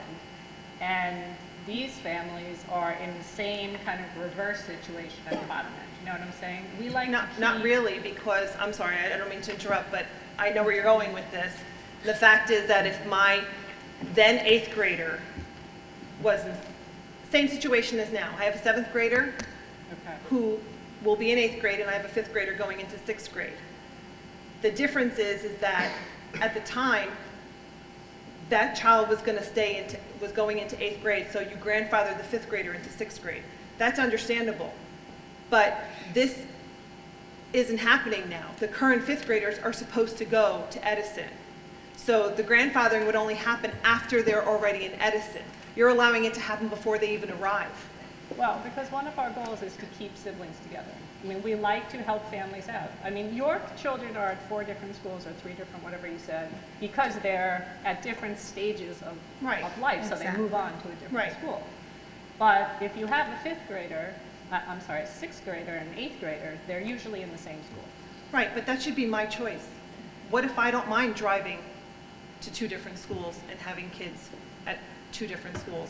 I could, quite frankly, go pay for a private school and drive to 2 different schools. That would be my choice as a family, as a taxpayer in this community, as opposed to the Board of Ed enforcing something without taking into consideration the entire Washington community. I'm just trying to help you understand. I'm not, but I our completely process. understand. Not every parent I has a understand. choice where their children go to school. You know Right, no, I understand, and I understand about the whole grandfathering issue. I just missed it by a year, but we're trying to grandfather a situation that's not yet happened by saying, well, we have siblings who aren't yet in middle school, who have then younger siblings who will eventually get to middle school. Well, guess what? They might move. They might never end up in middle school. They might go to a private school. Why are we worried about something that's going to happen 3 years from now, potentially? We should stick to the plan that the current 5th graders should all go. Yeah, I understand. Not just give I 7 understand. families the opportunity to make a choice. The family should make that choice. We've already been enforced to do everything else. Now you should allow all the families to make the choice, or none of them. Rich, isn't 27 children cannot fit in this? We're back down to a cohort that we are capable of handling vaccination. Hi, I'm Ginger Clark Walden at 1014 Coolidge Street. And it's been about 5 years since I've actually addressed the board. And again, it was on the topic of redistricting. I just want to make it clear that these 7 families are actually some of my best friends. It's nothing to do with these families at all. Because, I mean, I respect their decision. I respect what they do. I respect why they did what they did. And it's never been about Edison and Roosevelt for me. So that, I mean, that was clear from 5 years ago. really it's just about fairness, equality, and transparency. And why now there's a change or an amendment or a consideration at the 11th hour on the 5th year of this plan. It doesn't seem, again, I had a big issue with transparency 5 years ago, and I'm having it again. I don't see the writing on the wall. It just suddenly came up that they're making this change as of a few days ago. The basis of the whole redistricting policy was based on these incredible, intricate formulas and numbers and overcrowding and the teams that were formed and how many kids were involved, and everything was about class size, spreadsheets and spreadsheets and pages on numbers. And that was, it was so like to formula. So for now, these numbers don't mean anything. We can just grab a few here, move a few around. I find it very uncomfortable with that. And it just really, it does bother me. Now, I have an only child. I have no younger siblings. I chose to have a small family. So I guess I don't get a choice because I don't have younger children. I don't see the fairness in that. Well, my choice is taken away because I wanted to have a small family. And if we go back again, like 5 years ago, I had a problem again because we had the whole thing with the Washington was singled out, I felt. And again, because I had a small starter home, and now I'm being, again, I guess kind of tired, I feel like, because now I have a small family. It's not good to be small in Westfield, I guess, that if you have, it's just trying to be funny, but it's really not. It seems like, again, we're seeing the same thing where I don't get that choice. I had one child. So again, not about the 7 families whatsoever. Dear friends, we're a very tight Washington community that I love, and it's nothing about them. I just think we have to be fair this time. You have a policy. It's a 5-year plan. You either let us all decide, all have the choice to make. It's all or none. I don't see the fairness, the equality. I had a problem back then, I have a problem now. I just think it all should be fair. It's opening wounds again. It's almost, I was sick to my stomach when I heard about this. And it's sad. I just feel it's sad that, again, the Washington community, we're being pulled apart yet again. Again, not about the 7 families, just about fairness, equality, and transparency. So I guess, and we say about the burden, there's a burden with the kids. Again, the burden, they have that choice. And that's the burden. They can choose to send their child to 2 schools now. They have a choice. Well, I don't have a choice. That's not fair. What makes them better than me? What makes it's just not fair. And the burden, they get a bus. So it can't be a transportation burden, because even if they had 2 different middle schools, one kid's going to get to school back and forth. So it's not a transportation issue, driving back and forth, because they would be given that option at Edison to get the bus. So even if they had 2 different kids, they get into school, whether you drive one to the one school, the other kid gets the bus. And the bus is very reliable. I live on Coolidge. It's there every morning. So basically, and like we said about kids, I know a mother at Washington, she has 4 kids in 4 different schools and makes it work. And it's, if it's a transportation issue. So basically, I just feel, it's either all or nothing. I just think we're a tight community. I love those 7 families, nothing against them. I just think that it comes down to, you put a policy in place for 5 years. Ginger, I just want to say that, first of all, to me, it's completely transparent. And like I said, the redistricting thing is very close to my heart. Right. So to me, there's complete transparency. There was nothing here except for looking out for a few different things. If the cohort was at 20 or 18 and now we're removing 7, that was talked about. And that's something, then this decision might have not been made. However, it wasn't a choice to move 27 families because those numbers, according to numbers at Roosevelt, could not happen to move 27. If the numbers could happen where we could move all 27, then maybe that would have been something we could have spoke about. But we did look at every single number in Roosevelt, in Edison, and we figured 7 was feasible. We looked at the teams, and we figured that wouldn't cause a burden to those teams at Roosevelt. And we also figured that that cohort would remain around the same size that it has been. So we weren't going into the cohort and making that cohort any smaller than it is now But at the same time, I thought I actually was really proud of the decision that I get to help these 7 families. It's not about the transportation. It's not about having children in 4 different schools. It's about every morning one child having to go to Roosevelt, one child having to go to Edison, and splitting apart literally a family because they are dealing with the same. 4 different schools. What's they're going to? Because going to the same middle school is completely different than knowing your one child's at the high school or preschool. Why? And Why is because it different? it's completely They're different. two amazing schools. It's completely Why? different if you know. If you can tell me why, then maybe that would satisfy me. Why is it different? Because I think that if I had a child at Roosevelt and one at Edison, Right. that just, you're completely tearing apart, you know, one child. I'm going to Roosevelt, I'm going to Edison. But the curriculum's the So- same. Why is it tearing it apart? I think that's my big issue. What's the tearing apart? If you think about if you had 2 children Right. having to make that decision. What's I- but yeah, the younger child would go, of course, with their peers and like. No, you're not understanding it. No. If your child, Right. you have 2 children going to, at the same age for middle school, and one having to make the Or choice a to couple go years with apart, their okay. brother or sister Right. and having no friends, or one having the choice of going with their friends and not with their brother or sister, I would think that's a pretty hard decision for an 11-year-old to make. But they would go with their friends because it doesn't matter. Their siblings are in their cohort, their year. They go with their school and they go to the other school. I disagree. Kids going to 4 different schools. I think it's really difficult. I think it's really difficult to have children of the same age in middle school having to go to 2 separate middle schools.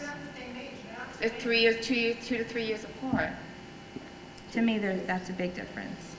And that was the argument. And Is there any psychological? I mean, I don't understand. It's You're going to an go opi- with your grade. You're going to go with your grade. Of course, you're going to go with your But grade. it's an opinion, and that's the same Right. opinion that I gave in response in emails today.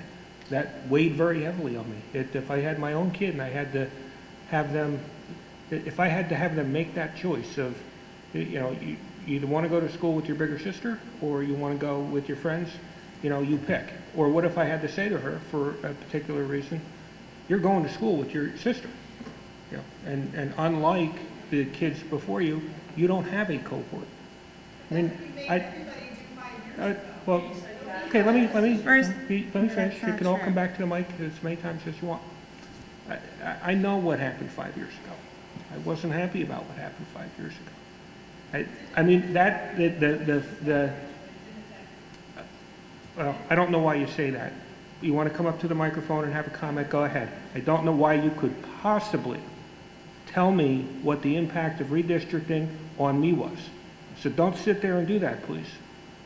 I will tell you that the emotions of the people who are impacted by redistricting, and by that I mean the students, because parents can deal with it. I had to. But I get it. I know what the impact is. It may be, you could say it's worse for you, okay. We'll all have different levels, I understand that. But this was not a decision that was just somebody made a request and we did it. There were a lot of conversations, there was a lot of discussion, there were a lot of parameters. I told you what my most important ones were. Dr. Dolan had different priorities. If I had to guess, I won't speak for her, but I think her priority was, well, what would the superintendents and the teachers, would they be able to accommodate this and still create the same excellence of education? We put a meeting on hold so she could take a week or 2 and figure that out. And she went and did that. But I'm just telling you, from my experience, it was, to me, a tough thing to do, to put a kid in a spot where they would have to say, I'll go to Edison with my bigger sibling and no friends, or I'll just have to not have that experience with my bigger sibling and I'll go to Roosevelt. And as Lucy just said... I think even more, sorry, Rich, Well, even let me more just finish. I'm importantly, almost what done. if a parent said to their child, you don't have a decision, and you are going where your Well, that's- brother and sister yeah. are, and you have no friends? That is the part that I could not morally make that decision for that child. Why would a parent do that? What, excuse me? Why would a parent make that decision for that? If it wouldn't it be the best? Because interest? parents need Right. to But work that's and a need to get their family children to decision. school. But that's a family decision. You're getting bused. It doesn't matter. So- It's a decision that I wasn't going to feel comfortable with putting a child in that decision. And as an educator, and knowing self-esteem is extremely important, I will never, ever make a child make that decision. And I am relieving that burden from that child from having to have no friends and to probably go to the same to middle school as their older brother or sister would, out of convenience for the parents. And that's most likely what would have happened. Can I just ask what would be the convenience if they're being bused? Why would it be inconvenient to send? It has nothing to do with transportation. It doesn't. No, you have to learn the structure of the school, you have to learn the individuals who are important in your child's life, you have to learn the processes and the procedures, So the like practices. going to a high school, middle school, elementary school would be, okay, you learn the process from each school you go to, right? Right. Right. So I each child. think you're missing my point. I'm saying I'm a working parent. So if my child had to get to Roosevelt and to Edison, I'd probably say, you know what, you're going to school with your brother. You don't have a choice. And they have no friends going over. I was not going to be the one to make that decision if that child did not have a choice. I'm now letting that child be able to be with their friends. Okay, because like the seventh, like I said, the 7 times it's nothing. I think to me, it's nothing to do. It's to do with the. This was brought up 5 years ago. The same thing. You know, there's going to be siblings. These siblings just didn't appear. You're not understanding. They still have a cohort. They have friends they're going over with. These younger children. Why did you put the policy through 5 years ago? I was So not on board then. I think a few things have happened in 5 years. We're now here. We know the data. We know that moving 7 kids isn't negatively impacting the education. And you also have a different board. You have 3 board members who lived in the Washington School District. Last year, there was a different board member who lived in the Washington School District. We think about it differently. It's that simple. The only reason why we're even considering this is because the families came to us. We didn't create this.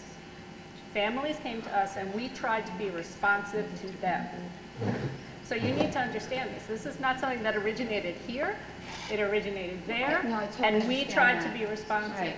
So when you say we're tearing the neighborhood apart, we're just trying to respond to what people are asking us to do. No, and I totally understand. I just think because what happened 5 years with this policy was the numbers, everything was critical. We could, I mean, I have spreadsheets and numbers. I still have the pages of stuff we have. It was critical. Now it's numbers really. No, it does matter because the number's still at 20 going over. We couldn't bring 27 over to Roosevelt. If there were only 20 to start and we were to remove 7, the answer I could almost say no. This would not have happened. But it was 27 children now going down to 20, which is the cohort currently. If we started at 20 and we removed 7, the answer to these families, unfortunately, would have been no. So I thought emotionally, thinking into their feelings and these children's feelings, it's not going to impact the cohort now, because that was a question I had. What's going to be the cohort number? Okay, it's the same cohort of my daughter right now. It's enough children.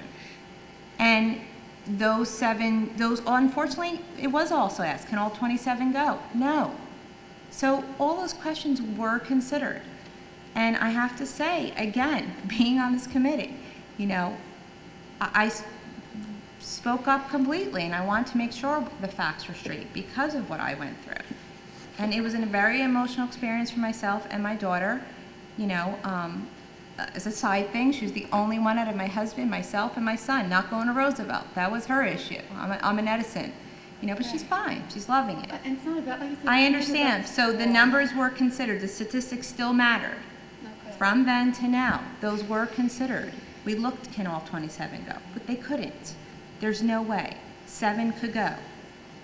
And, you know, the 20 that are left, they're going as a cohort. And again, I consciously could not make a decision to have those younger siblings make a choice, not have a choice given to them, and having their parents tell them they have to go with their other brother and sister and have not one friend go with them. I just honestly could not do that. My daughter comes home and says to me, you know, because already you get that, well, I don't understand why I don't get the choice. Because you're special and you get to go to Edison. That would be my answer, because that's what I told my daughter. No, because I'm honest with my daughter, and Well. I said, you don't have a younger sibling. She said, so, because you had no more children, I don't get to make that choice? I said, no, you don't. And I guess you gotta be honest with them, because that's the truth. So that's how I had to tell her, I can't lie to her and sugarcoat it. My daughter plays travel soccer. She plays travel basketball. She has friends at Edison. It's not about the school. Never, for me, and I can swear on my life, never about the school. Never. I think they're both amazing schools. It was just about, to me, the fairness of everything. And that's my issue I'm bringing. It was just basically, I just feel my daughter's choice, she doesn't get that choice because I decided not to have a younger sibling for her. And I guess I just think to me it was just the fairness of the policy. That's all I wanted to bring up. I love, like I said, love the 7 families. They're good friends of mine. It's not about that. I just think that, I just wish across the board we could just all be fair. That's all. Thank you for listening to me. Thank you.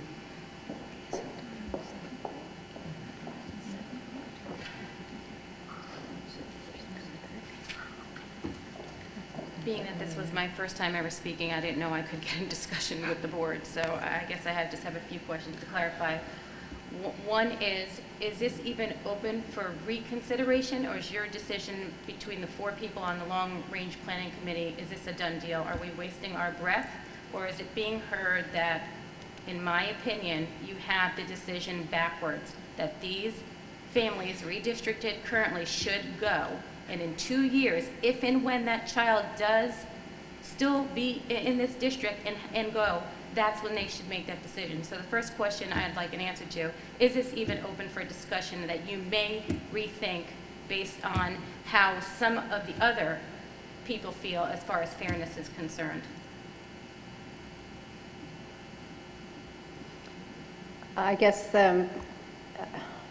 I don't know that the committee will examine it, but She's if the... shaking her head yes. And I don't know what she's shaking. But certainly if the board would like to request that, the board can request the committee to go back and look at it. But we haven't had any time to discuss that prior to And this tonight's is just conversation. a special consideration. Is it ever going to be open to a vote of the board, or the 4 people in the long-range planning committee get to make the decision, period? There wasn't. Ginny, didn't you report on this Tuesday night? Yeah. It was Yeah, presented it was to the... publicly reported on Tuesday. Well, that's how I found out about it, because I got a Right, synopsis and there was via a email. vote. That's how we No, were no alerted vote. to it. No, it's not There really was a- voted on. It was a recommendation to the superintendent out of committee.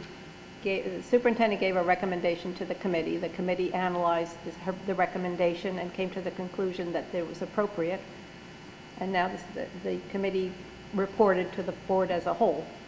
And now, based on some other perspective and some other side to the coin, and maybe our compelling argument or not, and how persuasive we are, is it going to go back to the table for reconsideration, maybe thinking that you did get it backwards, that when the younger child, if and when they get to the middle school level, then those families will have to make the choice.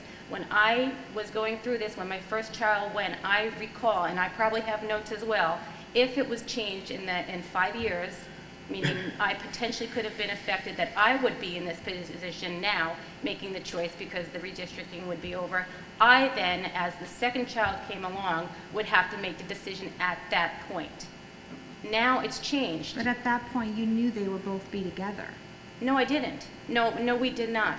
It was not for sure. You had the choice to keep your children at the same middle school. I understand that, so that's Right, what I'm but so if you give these younger siblings a choice then, Mhm. their sibling already started Edison, which That's totally right. defeats the whole purpose of what we're saying. I see, no, and. Because your children are together. These children will not be together. I understand that. I understand that. And when you are affected, and the idea behind redistricting and why it hit so many people at home personally was more from do not split the kids. Do not split the kids. That was the passion around a lot of the parents' issue. Do not split the Washington small community as it is. 60 kids in a class, 65, maybe this year 72. We're the largest population for Washington. Right, so this would not only be splitting the kids, this would be splitting a family. So to me, that was unacceptable. Period. Potentially, right, but you're predicting what's going to go down the road. But I'm not You're- going to send a 5th grader to Edison waiting to see if that child's going to move. Because at that point, that child is still going to be left without a cohort to go over with. No, knowing those 7 families like I intimately do, because again, we're a small community, I know each and every, I know their decision, let me go back. I know their decision to come forward and persuade you or state their case is based 50% on family and 50% on who is not going to Edison. Let me tell you, I know the friendships involved between the kids and the families. So let me tell you, don't let us all think it's all due to a family issue. It is social. 100%, well, 50% as I just stated, it is a social reason why you want your child to go to Roosevelt. And please do not think that's not true. That is true. And I do know the families involved. Nothing against them as well. I know why they're making the decisions that they're making. Again, I understand maybe potentially 50% family issue. 50%, let me tell you, is social reasons as well. I know it for a fact, and I would hope that you would reconsider this and think about keeping your decision, your 5-year plan intact, and letting them make that decision. Those 7 families will choose to send their younger sibling to Roosevelt with the entire Washington school population. I am 99.999% confident that that would happen, and they would not worry about the 1-year potential overlap. 1 year. 6th grade and 8th grade, they would not worry about that 1-year overlap having to deal with the 2 separate schools. Being that I have a child in middle school, I am not intimately involved with my teachers. There's no opportunity to get intimately involved with the administrator and the teachers. There is not. I see them at back to school night. I never even get an opportunity to see them. I correspond occasionally email. So if I had to learn 2 different school systems, and 2 different sets of teachers, that's fine, because you don't ever really get the opportunity to know your child's teachers in school. So, Lori, I don't mean to cut you off. We need to pause for a minute while he changes the that's tape. fine. So I guess my bottom line is, I guess I want to answer, are you truly going to take into consideration the entire affected Washington population and go back to the table and really think long and hard about this potential consideration that you've made? I mean, unfortunately, we did really think long and hard about it, and we looked at the numbers, and I honestly don't think there's room for 20 other children at Roosevelt. I don't want 20 other children at Roosevelt. I want 27 at Edison. I don't want 20. Okay, so basically, by that comment right there, Yeah. honestly, Mhm. you honestly don't care about the other families. So you'd rather No, see, no, you don't. that is not true. You don't. You know what? No. I could never honestly make that decision to say, I Shame want on your you for 7, saying that. I Shame want on you you for 7 to saying that about suffer me. and Can I not just say in go. Lori's Hang defense, on. those No, other no. 7 families, obviously, when they approached the board, didn't have a concern about the 20 other families. Okay, we're And going to do nothing one at a against time them. at the They had a personal podium. reason. I'm just trying to defend Lori, because No. now Diana, we're getting we're going to do accused one of at a lying. time at the podium. You're welcome They to have had a your turn. personal reason.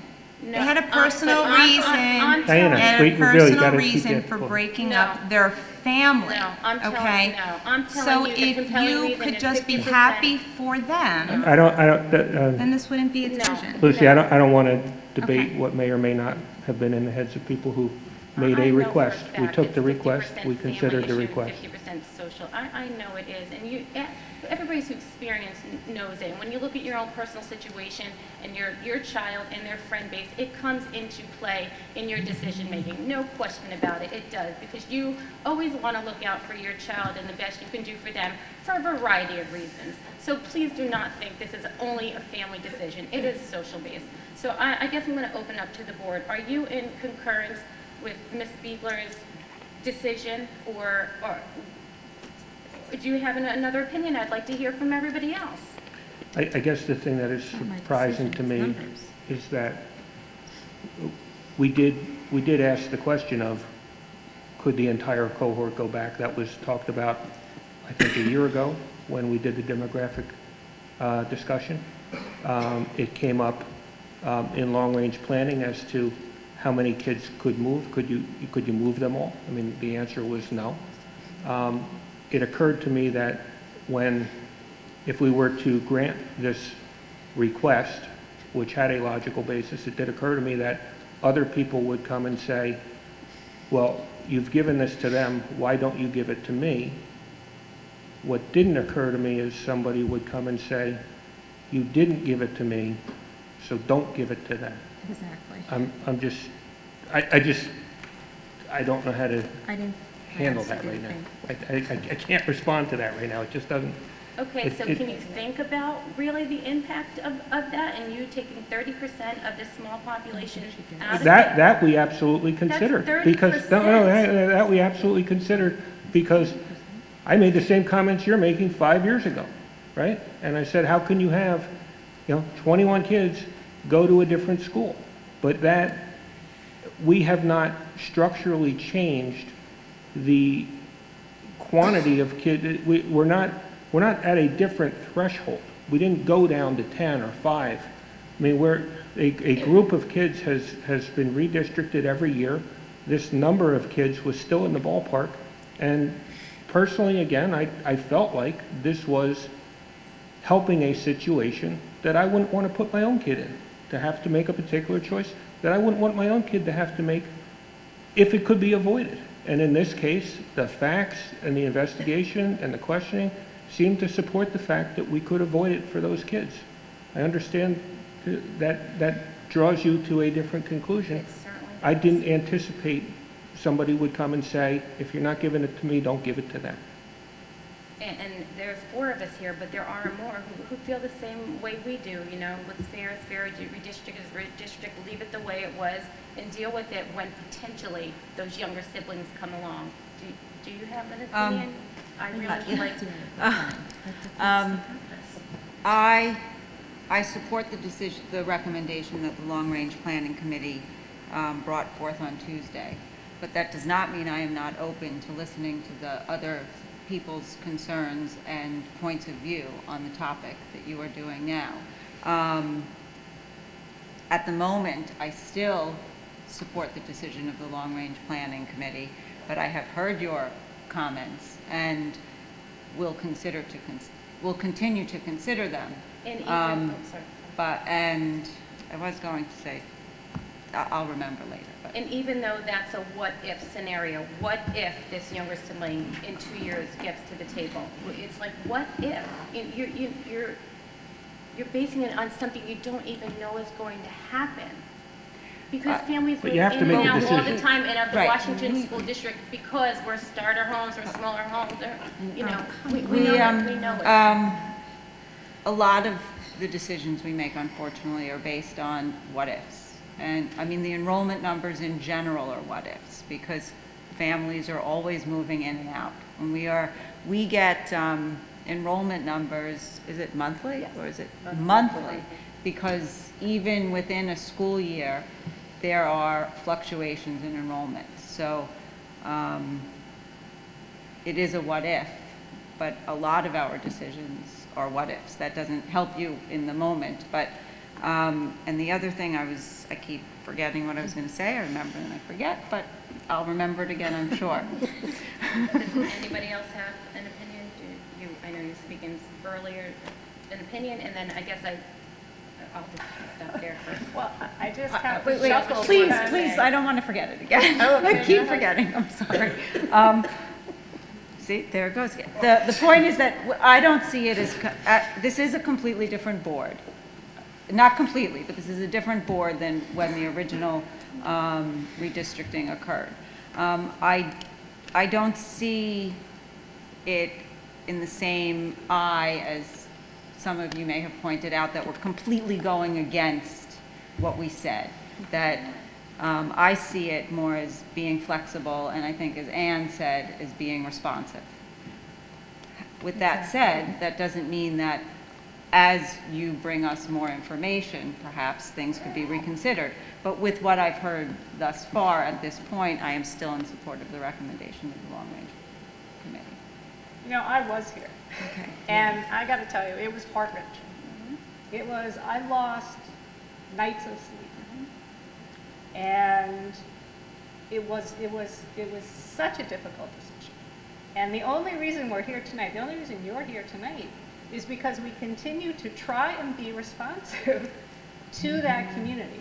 But unfortunately, every time we help one family, we make someone else uncomfortable. Right, and that's part of life. You're never gonna be able to please everybody all the time, and I understand that. thank you for saying that. And it's gonna go one, right, it's gonna go one way or another, and either I'm gonna have to live with it, they're gonna have to live with it, and we're gonna have to live in one happy community once again, once we get all past this.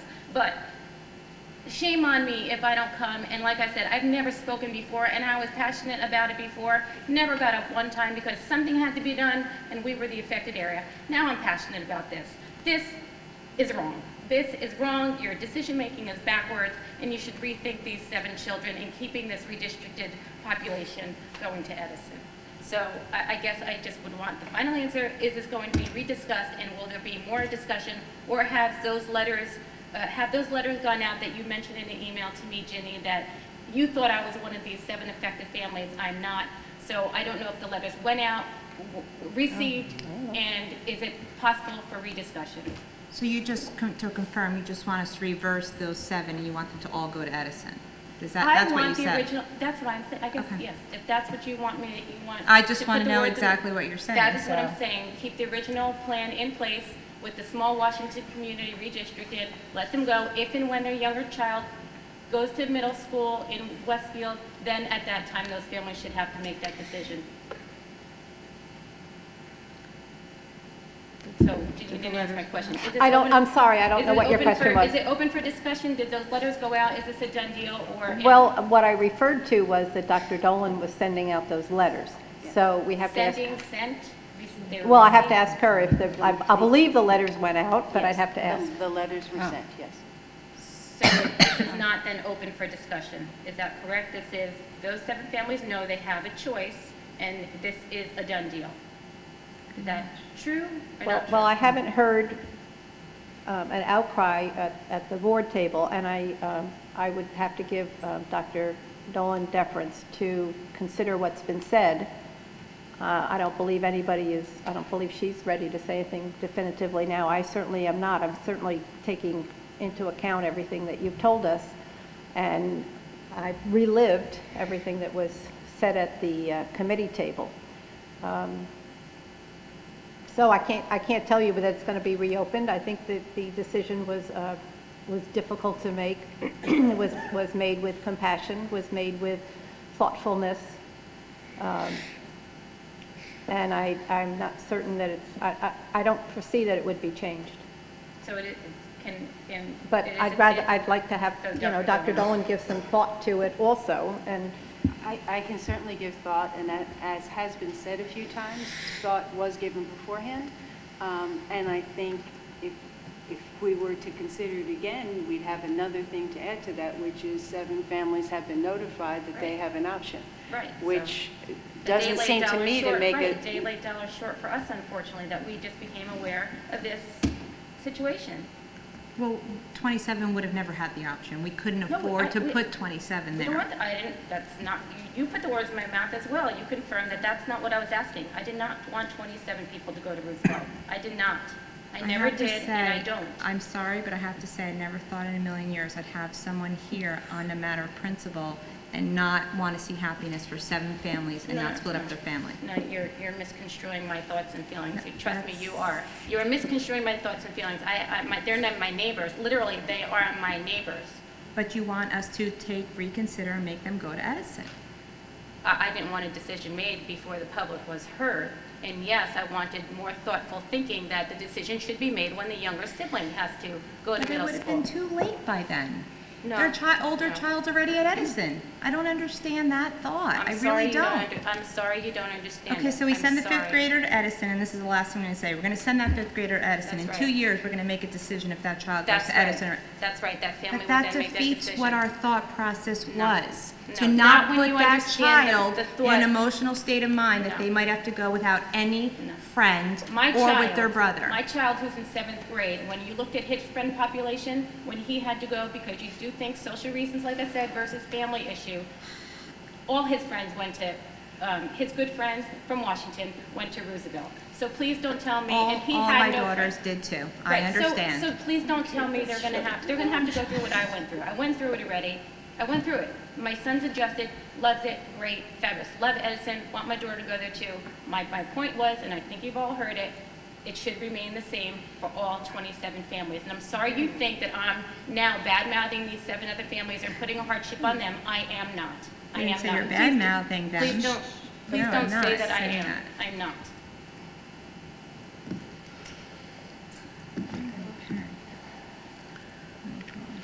Okay, one last question. Rich, I apologize. I don't mean any disrespect toward you. We have children the same age. They've grown up together. It's just this is very difficult. And just to defend Lori a little bit, no one here is against those 7 families. Like they've already stated, we're all friends. 5 of us live on the same block, on the same street, several doors down. I think the issue is that the decision should have been kept that the 27 families stay together. And that when their then 8th grader is in 8th grade and then they have the younger sibling coming up, that younger sibling will have their own cohort and they will have their own friends going to the middle school. And the issue will then only be on the parents and the burden to the parents how to get the 2 kids to 2 different schools. The friend issue is not going to be the case here. But I'd like to know what the timeline was, because originally I believe I asked the question as far as these families presenting to the board, and the answer was no, and then you stated that the families did come and present to the board, or somebody presented to Dr. Dolan, so I'd like to know the timeline as to how this came about and when. I could tell you the timeline I'm familiar with, which is whenever the demographic report was, which I'm going to say a year. I mean, I don't know. It was last June April. that, April, it oh, was after I Okay. we announced my presented it. candidacy. Okay, so it wasn't even that long. But April, June, when May. that report was done, and Dr. Dolan announced that there was the potential for this current 4th grade to go to Roosevelt, a request was made that, well, what would happen if you had the varying siblings? The only response I ever gave was, if that's going to be considered, we'd have to consider it in a relevant time frame, which to me is now. I had no other discussions with anyone. I'm not aware of any board presentation. There was a conversation, whenever you had referred to, a public conversation. I think I'm talking about the same public conversation. Oh, okay. Right, because I was thinking it was longer. But there was no other conversations that So I'm there aware was of. no families that came forward and asked for this special recommendation? Because I believe. Through an email. Other than an email request, I'm not aware of any conversations. Okay, so email, presentation, But the still, requ- families came forward and asked for this special consideration. So you have Right. 4 families here currently And any- asking for the same special consideration, and the consideration to continue with your current plan and to keep the 27 families together. Because did you consider the demographics between boys and girls? So there's 20 kids still going. Is there 10 girls and 10 boys? Do the 10 girls live in the same area? Washington is a big community. You have people that are divided amongst the Washington community. The committee requested that. I did check that. And there are comparable numbers of boys and girls. I did check it. And what are the comparable numbers? I don't remember. I remember they were comparable. So you recommended, Dr. Dolan, that this take place? As we discussed it with the long-range planning, and then as Rich alluded to before, after one meeting with the long-range planning and a number of questions, Rich is right. I wanted to make sure that if we were to move students, we would still be okay with our teams. So I went back and spoke to the principals. I came back to the long-range and told them that, yes, we could properly educate all the students if this was offered to 7 families, and if the numbers swung either way, whether all 7 chose to go to Edison, all 7 chose to go to Roosevelt, or it split whatever way in between.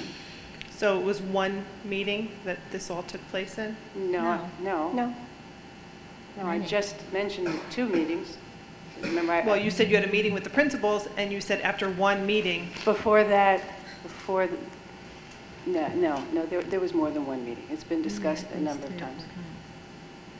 But it was only recently discussed on Monday or Tuesday evening. And that's when the decision was made. So publicly, it was never discussed at a public board meeting, other than last year when it was made public that the current fourth graders would then go back to the original plan of Washington kids going to Roosevelt as it's been for years. So other than that, a year ago, this has never been discussed in a public forum. That's Tuesday correct. night. Other than Tuesday night. Okay. And already the letters have gone out to these families, so, you know, of course the board can't go back on their word. Of course the board can't admit to making a mistake and possibly jumping the gun on allowing 7 families to have the choice without presenting it openly to the public and putting it on as an agenda item and allowing other families that may have had other things to do tonight, as I did, but I too feel passionately about this, and so I made arrangements for my other children, and I'm here. But there are other families that we discussed this issue with today who couldn't come.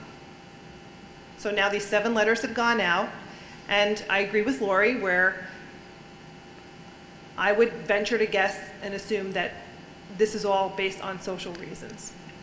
And you know what? 5 years ago, the board didn't care about social reasons. Kids will make friends, they're adaptable, they change. And quite frankly, I don't think it's a child, at least in my family, my children don't make the decisions. I'm the adult, I'm the parent, I'm the taxpayer. So I make the decision as to where my child is going to go to school. That's my point. So that was what Right. I was fearful And you know what? of. So then in But that 3 would be years, my family's decision. You're right. But you know what? I didn't want that. But that's not your decision to make for my family. I wanted to so make if it's sure good these for my family to children have were 2 going kids to at have 2 a different cohort. schools. One at a time, please. Thank you. I wanted to make sure these children would have a cohort to go with. Okay, but of that's not friends. your choice. It's my choice as a family. I'm the parent. If I choose, and I'm not saying I would, I agree with Ginger, what parent would do that to their child? What parent would say, there are many parents in this community that run around like crazy because their kids are in sports, they're in different schools, and everybody does what needs to get done. It is not fair that the board, or one person on the board, because you're the only one speaking, Lucy, I'm sorry, I'm not pointing you out, but no one else seems to have a voice other than you and Rich and maybe you sometimes, but it's, no one else is speaking up on this matter. Ginny does nothing but make faces at people and I think we've you all, know, I expression think we've is all given everything you about the views that we're going. your attitude. And I think it's really unfair that the decision is being made for the parent when I'm the parent. My child is not going to dictate to me what decision I'm going to make. And as a parent, I would never force my child to leave their friends and go to a different school because it might be a little more convenient for me because I work. And yes, I work. Quite frankly, I have 2 jobs. One of which I get up at 2:30 in the morning to go to work. And yet I'm here and it's 10 o'clock at night. And you know what? My children are spoken for and taken care of at all times. So, quite frankly, I find it very disrespectful for the board to assume that as a parent, I can't make a rational decision for my child, that you have to make it for me. So yes, I would like to hear from the rest of the board, and I'd like to know that this would be open up for consideration to the rest of the public, whether or not the 7 letters have gone out. Thank you.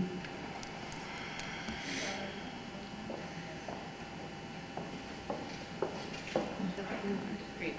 Is there any option that, for me, like I said, I don't want to take anything away from those 7 families. They're my friends, like I told you.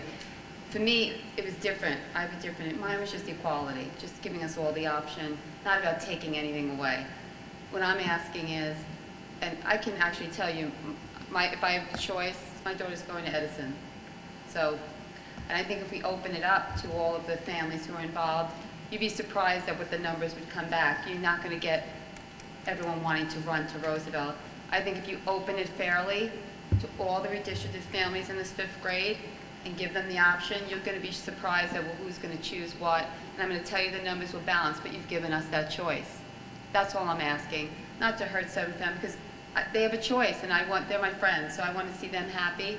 But I also want to see myself happy and just given the choice. If we had that choice, because Right. the numbers would fit in Roosevelt, it would have My been an daughter's going to option. Edison, I can tell you right I now. understand that, Yeah. but we didn't have that option to give the choice for 27 to go over. But It's, the 13 numbers with are too 30, let's say big. it's half. I'm just saying, would 13 tip the No, boat? this was, no. Would 13 tip the boat? Like, let's say I don't half know, we'd chose have to to look at Edison, the numbers. half chose. Could you do something with giving us an option and if see if the numbers would work? No, because then you run the risk of 20 saying they want to go to Roosevelt, us only having the space for 10, and we now have to have a lottery or some other kind of... Do we know the space? Do we know the number? It was close, just with 7. 7 was It pretty was much close. what It I was was told close with would be possible. But you would also leave a cohort in that scenario of 13, or whatever your number was. If you say give everybody a choice. But it's a choice that she made the child. In fact, I asked Brooke, where does she want to go to school? I want to go to Edison. It's given, it's taking away a choice, but it's now you're giving a choice. Right. So the choice, they have to be happy if you're saying you're making that choice for yourself. It's your own choice. That's all I guess that's what I'm saying. Nothing with 7 families. This has nothing to do with them. It has to do with, I just feel we all should have the choice. Like I said, my number would be to Edison. I can tell you right now. My daughter, that's where she would choose to go because she has a lot of friends there. She's happy. We get the bus there. I mean, it's right outside my door. So I know what my choice would be, and I can tell you now, knowing a lot of other families would choose Edison, but then we would have the choice. All of us would be fairly asked, and we'd given the choice. That is why I'm here tonight. That's the only point I'm making, is I feel I should have a choice too. And that's nothing against 7 families. If they wanted, that's what I'm saying, nothing to do with them. I love them. They're my family. They're 2 of my best friends. That's why I said I'm not here tonight to say anything about them. I'm here to say that I think I want the choice also. I think we should all be given the choice. It's just not fair. And that's all. Thank you for listening to me. I appreciate it. Thank you.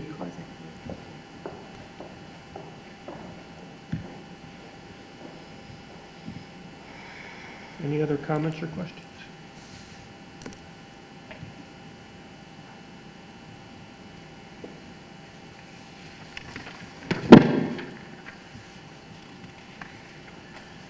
And I'd ask the board to approve the following resolutions.